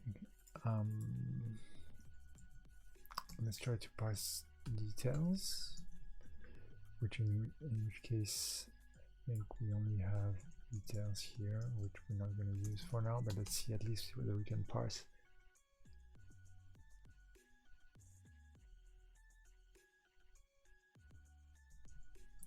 At least we don't die. And are these? They do look like they are actually plausible messages. But hold on.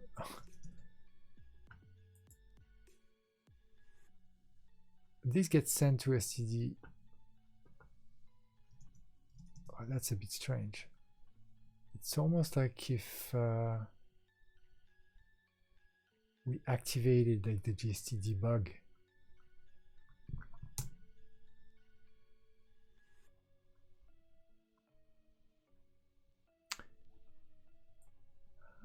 No, yeah, no, those are actually low-level error, except they're not critical and they're not exiting.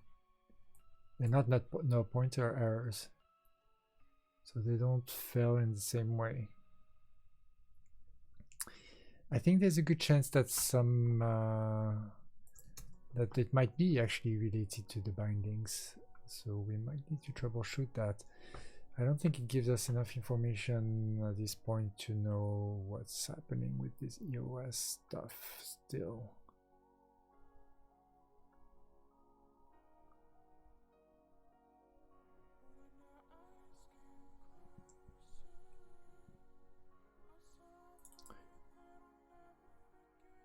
We might want to just print the source of the message. That might be a good idea. We know how to do this now, like so.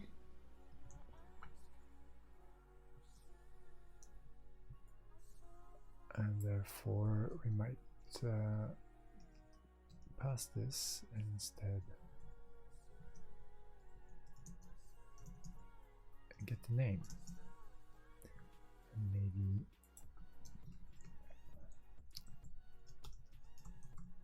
use something like this.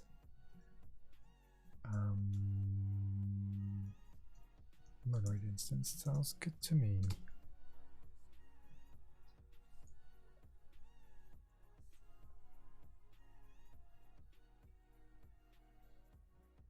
Okay, and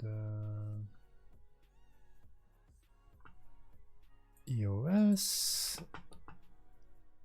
Oh, not that thing. We have new. Here. Decode bin 3 gives us an EOS.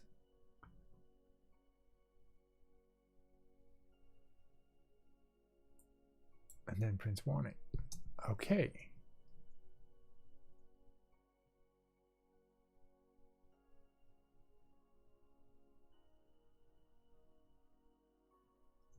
Okay, well, we have a culprit, and we'll investigate this more next stream. So thanks a lot for watching, and I will see you on Saturday. Bye bye.